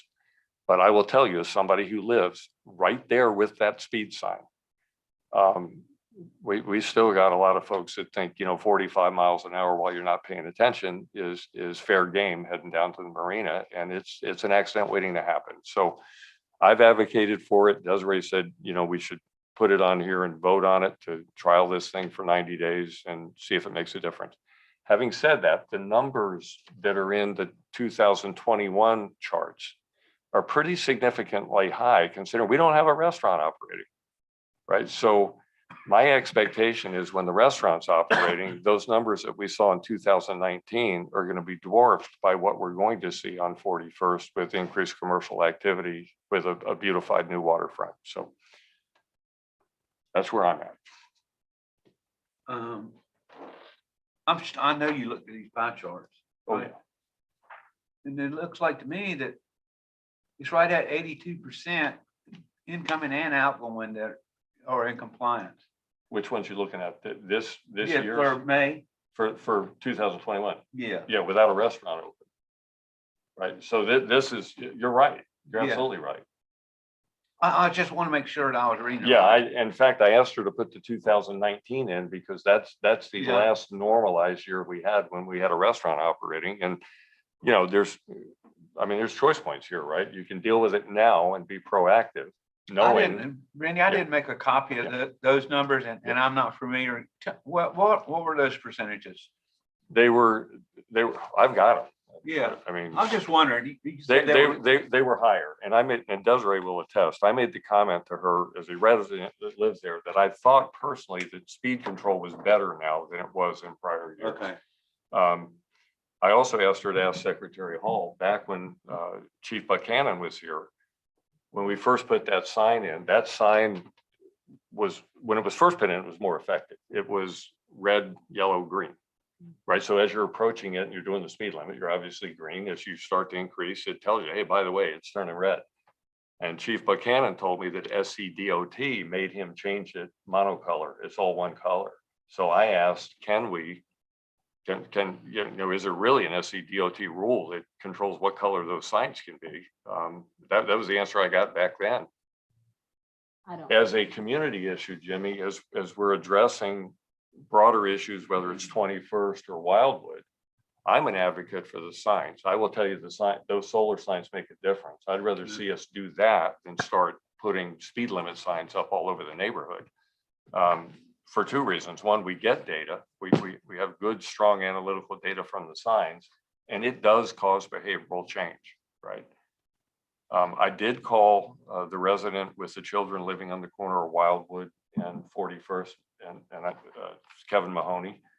I said, before I try to bring this forward, I'm going to ask you, as a father of small children there with bus stops, what do you think? He goes, I think we absolutely should do it. Right. So I don't have small children. I watch it every day. It's a busy corridor. I wish we could monitor the number of people that are texting and on their cell phones and not paying attention as they go by, but we don't get to do that. But it's awful. Right. So what are we asking? We I asking for a put- stop sign? Well, The let me- Desiree would comment, but SCDOT said, yeah, we'll pilot that. They said, the danger is you might have a backup of traffic. And I go, a backup or a pedestrian hurt? I'd rather have the backup, and I live there. Mhm.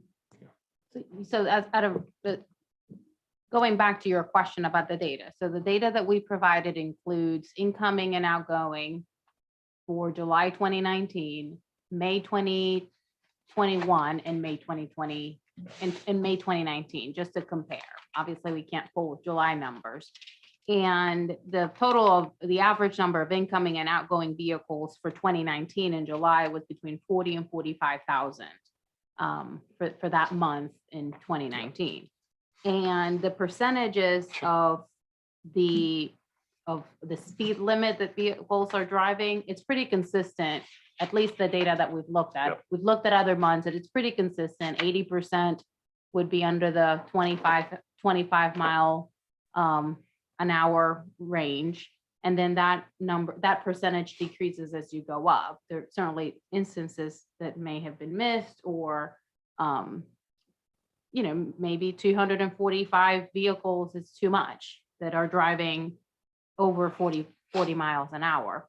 So that's what this is telling you is, Yeah. in that month, what percentage of vehicles are driving at a particular speed? Right. I think the concern that Councilmember Bell has is, will we see an increase in speeding, I guess, when the marina? Not increase. We're going to see an increase in traffic regardless. I don't know that we'll see an increase in percentages of people speeding. One of the things that I learned this week that I didn't realize that all the interior streets are 30 miles an hour.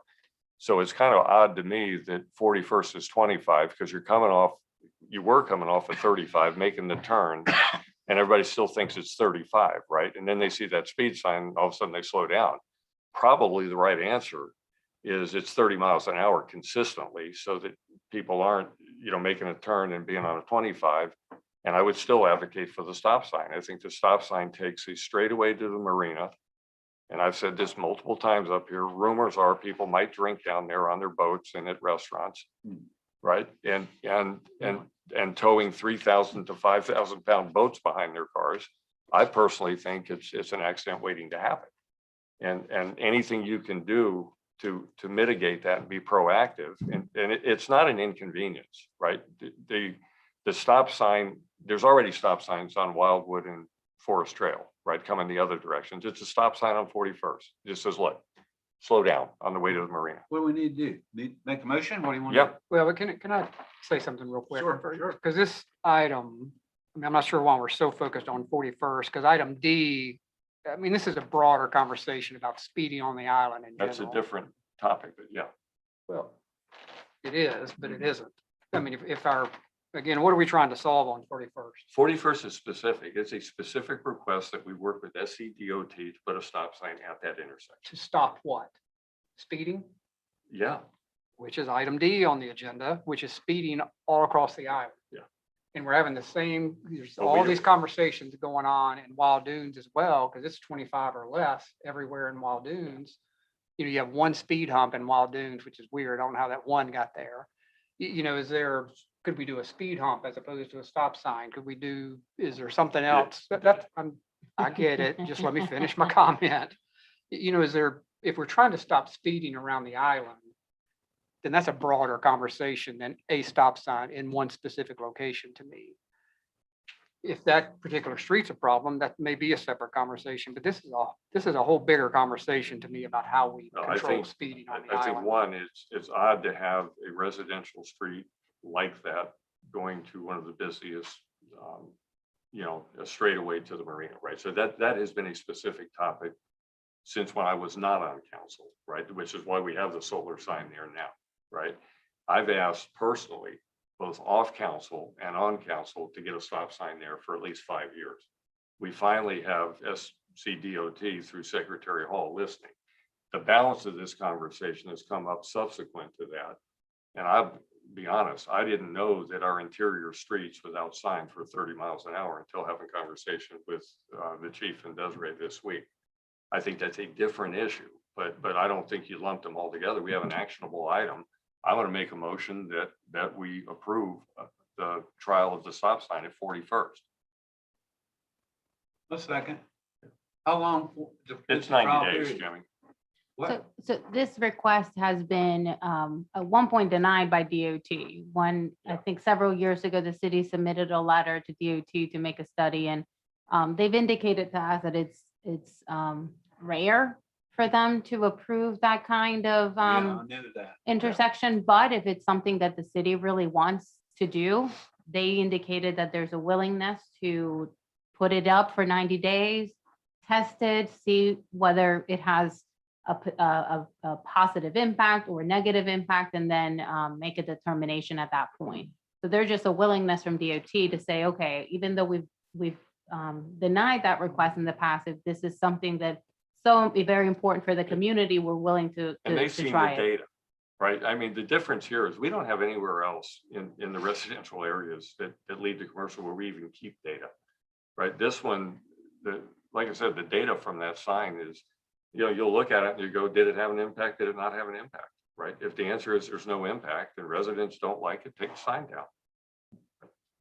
I mean, Well, I guess I'll wait to discuss the speeding issues, but make that separate. Yeah. That's Philip's suggestion, but, do we have a motion in a second? You second. Yes. Yes. Or Chief, you want to comment? I would say I spoke with DOT initially when we were doing the parking. Speaking with the individual who was out here, he was a little concerned about not a little, he was greatly concerned about having another four-way stop so close to another four-way stop and how that would impact the traffic pattern when you have that many vehicles that are traveling on that road. That was his concern with a four-way stop there. Yeah. And what's the reaction to the speed bumps? I'm assuming it's fire truck It related. typically is going to be your Yeah. fire truck. It does impact the emergency response, even for a police car, but more so for a fire truck because that's a heavier piece of equipment. And you have that firehouse right there. I don't know that 41st would be an appropriate place to really even try it. Most fire departments want to stay away from those. There are other things you can do though, like I call them rumble strips. I don't even think fire departments are really keen on those either because it still makes you, it can have an impact on the vehicle when it shakes it and all the stuff that's inside of it. But I think I think we could look at other options too, other than just speed bumps in the other areas, but. I can tell you Chief Graham sure hated the idea of those speed bumps. We had that conversation multiple times. She's absolutely not. They do have a significant impact on fire Yeah. trucks that are trying to respond in emergency mode. Yeah. And they'll delay the response and because they have to significantly slow down and come at it at an angle as they're coming over because it's not just the truck. You've got a truck with stuff on it and that could move all the stuff around. And then it's the fact that they have to slow down, which will delay their response time to an emergency call. Yeah. And Chief, your comment earlier about who had a concern about another four-way stop, who was that Sorry, the So- DOT rep? What's his name? Andy Leapart. Andy Leapart. From DOT. I knew him from Columbia. We worked Gotcha. together when I was at Springdale on another roadway. And he stated the concern about another four-way that close. Got it. And I would agree that that would be the one concern I see from this is that you do have a lot of traffic, especially if that marina opens. You would increase your traffic, which would decrease the amount of, or the ability to speed, because you have more cars on the road. But you would have, it would impact the 41st and Palm section as well, where they come to that three-way stop. So you've got a three-way, and then you go about a block, and you'd have another four-way, and then you get to the marina. So No, I mean, it comes down to the end of the day, how much speeding is acceptable? Do we wish to enforce the speed limits, right? And I will tell you, when I see, 25% of the cars speeding, and I don't consider 30 miles an hour bothersome for the record, but I watch often the 40s, and you've got to sort of look at the demographics of what you're dealing with too. You got a lot of young people that frankly are careless, driving down to the marina and not paying attention. I had a police officer come to my house a couple of years ago, and while I was talking to her, she was in the berm. A kid bounced off the car into the road while the police officer was there. And I said, look, I watch this every day, right? We can wait for it to happen, or we can be proactive and try to do something to mitigate a problem. But my concern, that marina is going to be packed when that restaurant opens. And the numbers we've seen now aren't going to be, I mean, these are a fraction of what I would expect to see down at the marina. So anyway, yes, we have a motion and a second. So let's vote on it.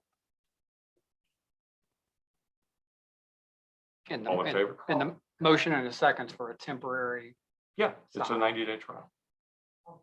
Aye. aye. Oh, yeah.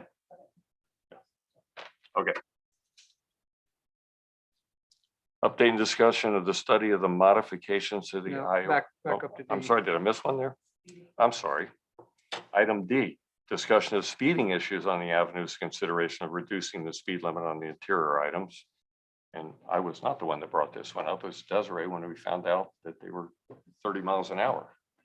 And resident concerns about all the cut throughs that are occurring as the beach traffic backs up and is deciding to use the avenues as speedways to get off the island. So with that, Desiree. Sure. Well, as you all know, we've been receiving a lot of complaints recently from residents in the interior streets, particularly when there's traffic backup on Palm Boulevard and vehicles are trying to find the shortcut that none of us have been able to find yet.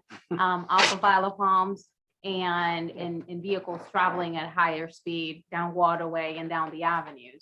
And there have been some conversation about the city wanting to consider, or should the city consider reducing the speed limit? If the streets are not posted, if the speed limit is not posted, it's a 30 mile per hour speed limit in the street. So the interior streets are not posted, so we get to a 30 mile an hour. Those streets are very narrow. So sometimes 30 miles an hour will feel to somebody, a pedestrian standing by the side of the road, it'll feel pretty intense. They may not be speeding necessarily, but it still feels quick just because of the space available. If the city wanted to pursue reducing the speed limit, it would require the city putting signs up in each avenue. That's one. What's the spacing on those signs? Right, when you say signs, is it every, How, I'm not sure how, it would be something that DOT would have to approve in the Mhm. sign plan. But you would want to make sure, what you have to make sure is every vehicle that hits that road has the ability to know what the speed limit is. And that's how. sounds like a lot of signs. But It we, does sound like a lot. but Yeah. Jimmy, we talked about this last year on public safety. There are other beach communities, barrier islands you go to that as soon as you come over the Causeway Connect or whatever it says, unless otherwise posted, it's 20 miles an hour, 25, pick a number. Sorry. Yeah. So I mean, why couldn't we do Does that that as work? opposed to, I don't see an issue with that. We if still have- we're going down this path, that'd be a lot easier way to. It would be something that DOT would have to approve, Yeah. but as long as we give people the ability to know Mhm. that there's a law there for it, then it's enforceable, Yeah. and we just have to have DOT approve it. That way you don't have all the signage. Oh, look, everywhere. more signs, people would kill us.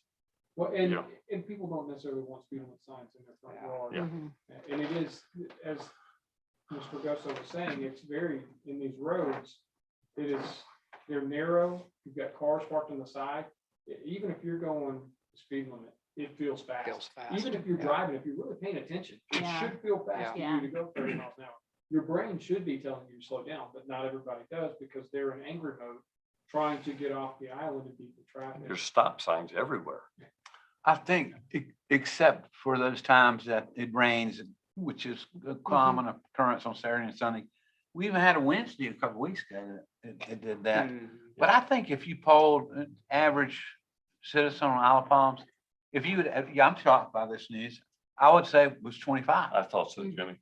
Like waterway. Yeah, Yeah. like Waterway, I would think it was 25. I know, It feels like it should be. I was Yeah, stunned. so- yeah, least. but I'm all with, Philip on this. If we had, the less signage, the better, unless post, otherwise post is 25.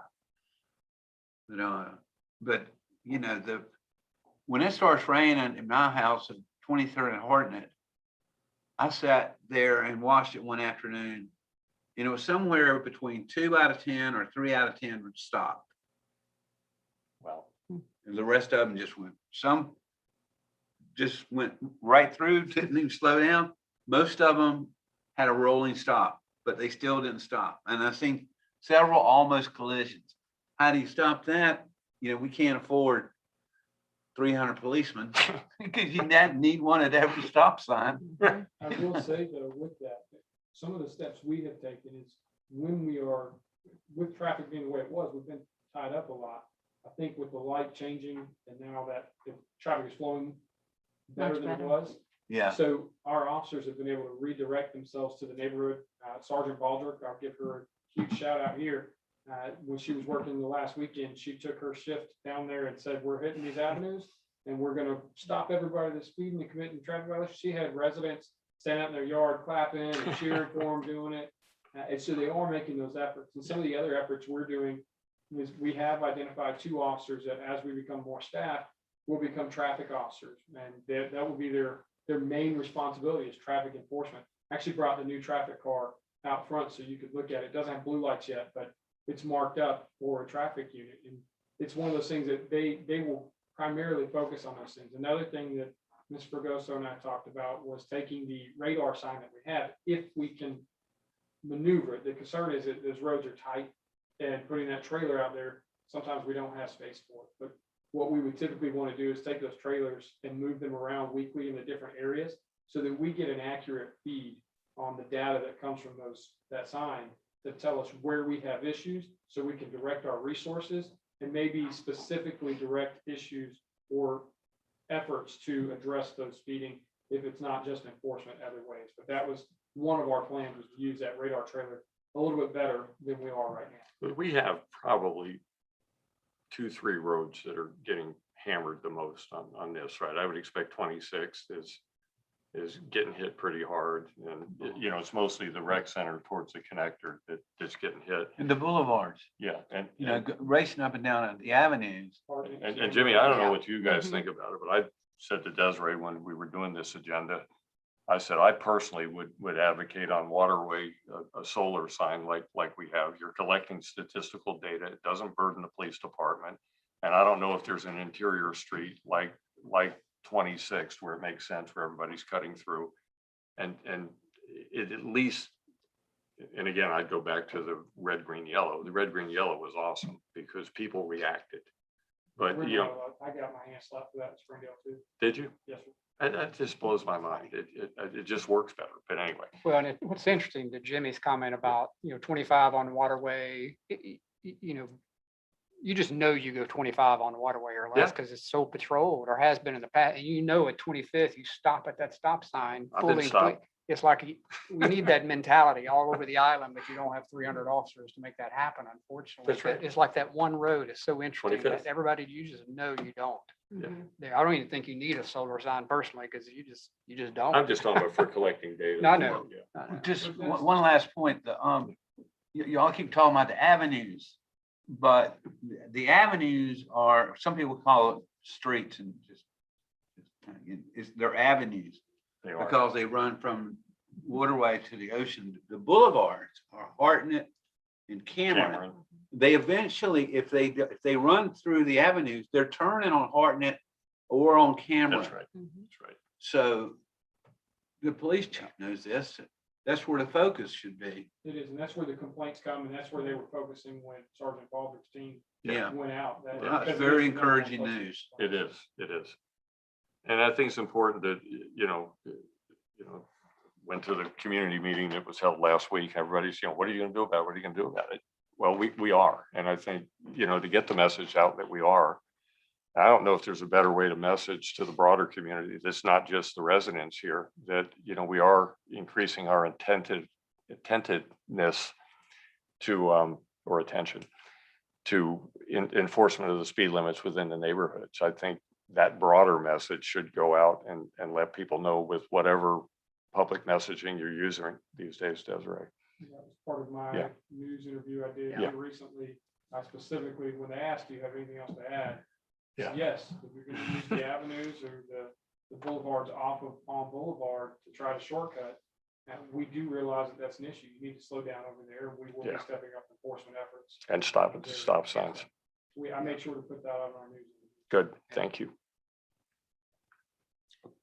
Hey, item E, update and discussion of the study of the modifications to the IOP connector.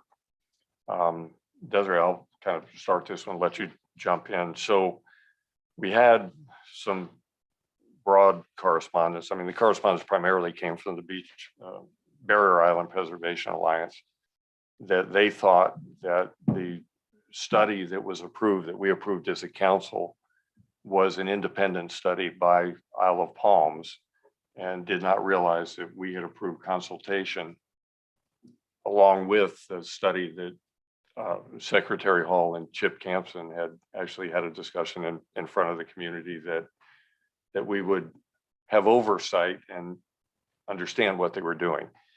I asked Desiree to get an update from Secretary Hall because the concerns are that we are or are not in a study. We're in July right now, right? Are we doing anything?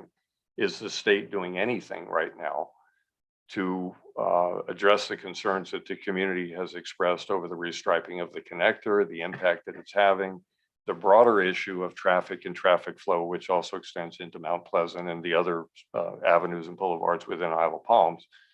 Where are we? Do we have definition for what this study actually is? Does it have an objective behind it? Is there something that's measurable in a way that, should the state complete something where we're looking at a level of oversight? What's the expectation of the community? Or, as some are advocating right now, should the Isle of Palms be conducting an independent traffic study and just saying we don't have the confidence in the state taking this as serious as we do as a community moving forward? With that, Desiree and I met with Secretary Hall 2 weeks ago for a couple of hours. And the conversation was around finding a suitable entity to conduct this study, and also finding that suitable entity for Isle of Palms to have oversight. And oh, by the way, you got to have confidence in these folks. So almost every traffic engineer in this state that's worth anything has a relationship with SCDOT. So you've got to believe that they're unbiased, that they're doing this in a fair way. You've got to believe that the oversight that we put in place is acting on behalf of the Isle of Palms and not acting on behalf of their relationship with SCDOT. And I think Desiree's conversations with Secretary Hall and mine are, those tasks are a little bit difficult because we're trying to get a real study that's not just aimed at producing the result that the state might want to have or the result that the island might want to have. So with that, Desiree, hopefully it's a little bit of, and we're not real sure where we are with the state right now, because Desiree's been trading phone calls with Secretary Hall trying to get an update on the status of the project. Correct. I haven't, unfortunately, since our last meeting with Secretary Hall, haven't had the opportunity to have a sort of more of a specific update on where the state is. As you mentioned, there's some issues with trying to secure somebody that the community will have confidence in, somebody that's third-party neutral. Certainly, we are in the process of also reaching out to other traffic consultants that could represent the city in these efforts. And we're finding that a lot of them do have relationships with SCDOT. So I guess the concern that some people in the community might have, it's about the validity of that relationship. I think that there was also some confusion about what council actually approved when the $15,000 allocation was approved and included in this fiscal year's budget, which starts today. Congratulations, everyone. And it was to hire a consultant to work on our behalf with SCDOT. It was not for, when you look at the minutes and the discussion from that meeting, is not to perform an independent study. If that is the goal, then city council would have to take a different direction, certainly doable. And that's up to this policy setting body to decide. But right now, the city is not pursuing a separate study unless that's the direction that city council wants to go. Just one other comment to that. The concern I have is if SCDOT is not actively engaged with a suitable set of metrics for what they're attempting to study right now, July 1st, then we've missed a cycle, right?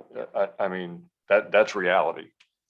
That would be a disappointment, I think, for the community that, this has been topical long enough that the expectation of the community, not just council, is that there's something underway. And until we have that answer, we don't really know how to answer whether we should just go out for our own study. And I think, frankly, actionably, we just wait and get the answers from Secretary Hall. I agree. Thank you. F, discussion and presentation of true grid material for right-of-way parking areas. So in your packets, I've included a couple of documents. One showing the installation manual for the True Grid material that we have talked about before. True Grid is willing to provide to the city about 4 parking spots worth of material for installation.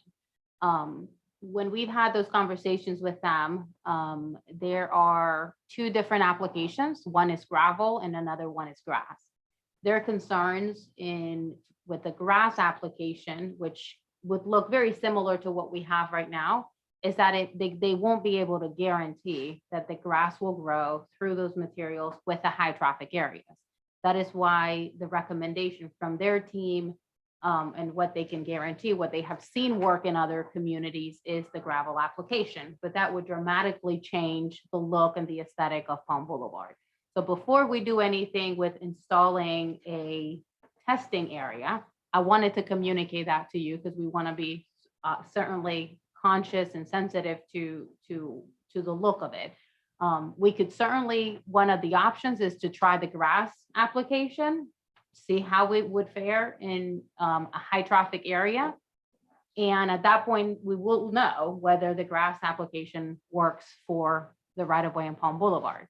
The other thing I wanted to let you all know is when we're looking at the cost. So I'm waiting for, I think we know the answer. So we've got 2 financial guys sitting here and 1 quasi-financial. So when we see the reactions, we might get led to an answer here, Jimmy. Well, the cost of that material, including labor, the crushed stone, if you see the diagram, it shows that you're looking at it 8 to 10 inches of crushed stone below the material that serves for drainage, and then 1 to 2 inches of the actual material. The costs range between $8 and $11 per square foot. That is a lot. It is a high number when you look at all the areas that we would be using. So that, It's huge. it's a huge expense. So, even though it might work, we would have to determine how the city, with potentially assistance from the state, how that is funded. I will Jimmy, say how'd you too, react? I'm thinking we should just put down hardwood floors everywhere. Do it Might be cheaper. cheaper. might be cheaper. But you pay back down out there. Yeah. Well, I do think that this is part of a broader conversation. If we're looking at a better aesthetic to that area, there are other options that we just maybe haven't looked at. And I want us to have that opportunity to do that, because this would be a significant financial investment from the city. And you're looking at this on Palm. We're looking, Both sides. yeah, both sides of Palm, ideally everywhere where we have public parking. where we know people are going to park. Another, thing that we have talked about internally is the side bumpers that we currently have in place are intentional. We want people to know exactly where they need to park, know how to pull forward. But there's an opportunity maybe next year to remove those side bumpers and just leave the front bumpers, directing people to Angle Park.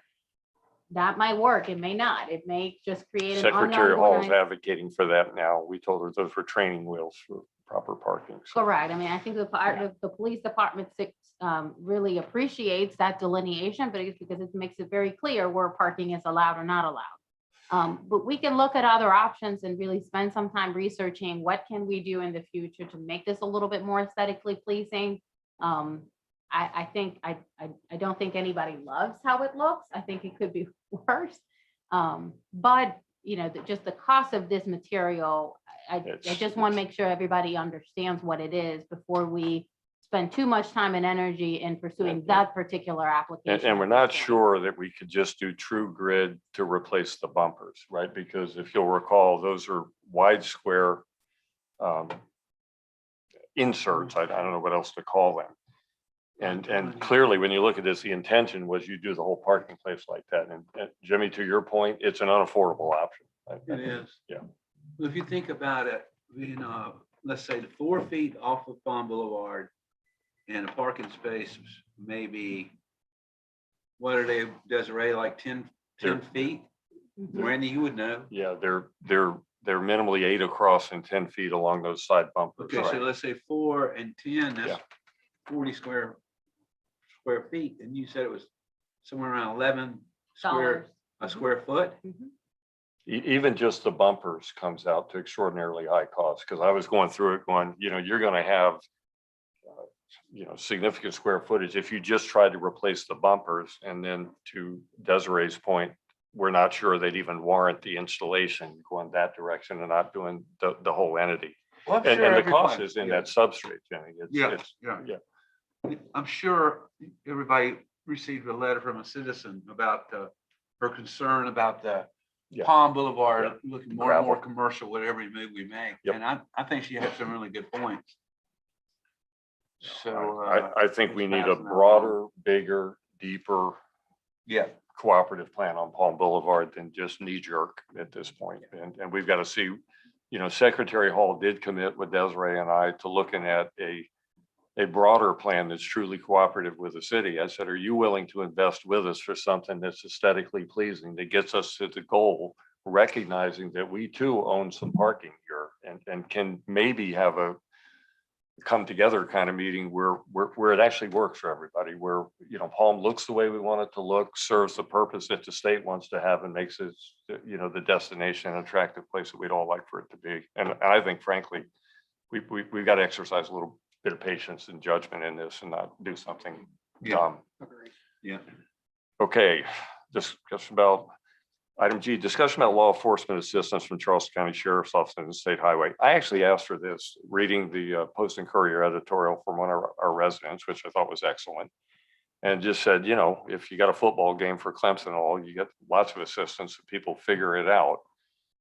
I think we're all overly cognizant of the challenges for all of public safety right now, and the chief getting assistance from Charleston County, getting assistance from the state. But just being clear as a community that we do have an expectation of help, that we can't go this alone at a time when we're being increasingly challenged to, quote, provide access. And we're having the kind of numbers come over that we're having, that we're very clear as a community that the expectation it isn't just a polite request, it's kind of a demand from assistance from our partners that we get participation, because we don't want to burden our public safety officers without people signing up like they would for a football game. We've got 30 to 50,000 cars coming over on the weekends, coming over the connector, and a real challenge on our hands. So beyond that, I just wanted us to be very public about expectations that we have of participative help in every way possible, and trust that the chiefs reaching out in every way possible to get that help. I do want to say, we have very strong relationships with all of our local and state agencies. In the football games you talked about, I worked those Yeah. in Columbia. I got paid handsomely to do so. Yeah. It wasn't volunteer. Yeah. The schools pay for that. Yeah. It's not free. And we do have lots Yeah. of help. When we have a sheriff that's willing to give us a boat Yeah. that's hers to use, I think that's a testament Yeah. to the partnership that we have. And we have deputies that were working off duty for other places that turned it down so that they could be here to help us this weekend. Yeah. I think that is. a That's awesome. testament To the relationship we have with the sheriff's Yeah. department. The major for highway patrol was down here a couple of weeks ago, and we had a long conversation. And even when they are short-staffed, the fact that they send people to help us when we're a small piece of this huge pie they have is a testament to the commitment they have to those partnerships. I just want to be on record. We have very strong relationships with them, and they are committed to helping us. They have been here, and we are reciprocating when we're able to help them as well. They're strong, and they are here. And they're stressed also right They now. are. Yeah. Yeah, I just wanted you to have an opportunity to respond because I do think everything we've seen from council has been pretty good cooperation. And I think maybe we got some of the light timing issues resolved across the We bridge that we're hoping will help as well. Yes, and I talked with Chief Arnold in Mount Pleasant quite frequently. We're on the same page, and his captain's talking with our captain. There's conversations that I'm not even aware of about how we can work together that are taking place, that's Good. how it's supposed to be. So. Good, appreciate it. Again, excuse me, just one quick comment. I'm always a believer of whatever situation is, trying to make something positive out of it. So I appreciate your words. Yeah. Instead of everybody just constantly, they're not happy at all, and they think that a whole lot more needs to be done. Maybe it's sometimes they don't have the entire picture. Most times. But I appreciate your, let's keep it positive. Yeah. Thank you. And I commend the chief. I think chief's done a great job of building relationships. So the last one I put in honor of Councilman Ward because he loves this subject as well. I said, why don't we, if we're having this challenge with the fire department on that corner by, let's just fix it. I said, how many years we're gonna talk about, we can't get the big fire trucks around. Now we got buses that can't get around. And we do have a budget that will allow us to make corrective changes to things that just simply don't work. So I told Desiree, let's just put it on here and just do something about it. Well, I think we can, it'd be favorable for us in so many ways. Yeah. Not just public safety, but other, transportation. We all want to make this Carter thing work. We Yeah. need to, Fix we it. need to provide some numbers. Right? We're on a trial basis. So. So I agree. I think the action here is Desiree to come back with, if you had the wherewithal to fix it, what would you do? What would it look like and what would it cost? And let's just do something about it. Yeah. Yeah. Agree. So beyond that, it's just, Desiree was nodding, so I assume that's a good thing. Miscellaneous business, just next meeting dates, 3 p.m. Thursday, August 5th. I did want to ask the council members, sometimes, Jimmy, we've looked at, do we have an August meeting or do we need, or are people going on vacation? Well, it's always been a tradition up until just lately, so when I've been involved, that you get 2 months off unless there's something pressing. You have December, of course, and then 1 month in the summer if there's nothing pressing. If there's an issue, like we are not going to have a public works meeting, but it's at discretion of Desiree contacting me if something comes up that we need to take action on, then we will definitely meet. But we're not going to meet in July unless that happens. So, August if or July or August? for July, we're not Okay. meeting in July. And I think Recreation didn't meet in June. But yeah, I'm all for it. Well, unless my there's only an concern is the discussion with Secretary Hall. And personally, I think that discussion could easily come to the full council meeting and not have to have a public safety meeting on that particular item if the mayor is okay with that. Yeah, I think, my opinion, I think we ought to meet public safety in the height of our Okay. season. I'm, mean, I'm, this is my I'm opinion. fine with it. I'm not going anywhere. So if at least two of us are fine, we'll keep it on the agenda. That's fine. Okay. No big deal. So next meeting is 3 PM Thursday, August 5th. No executive session needed. And do I hear a motion? Jones. Second. All in favor? Aye.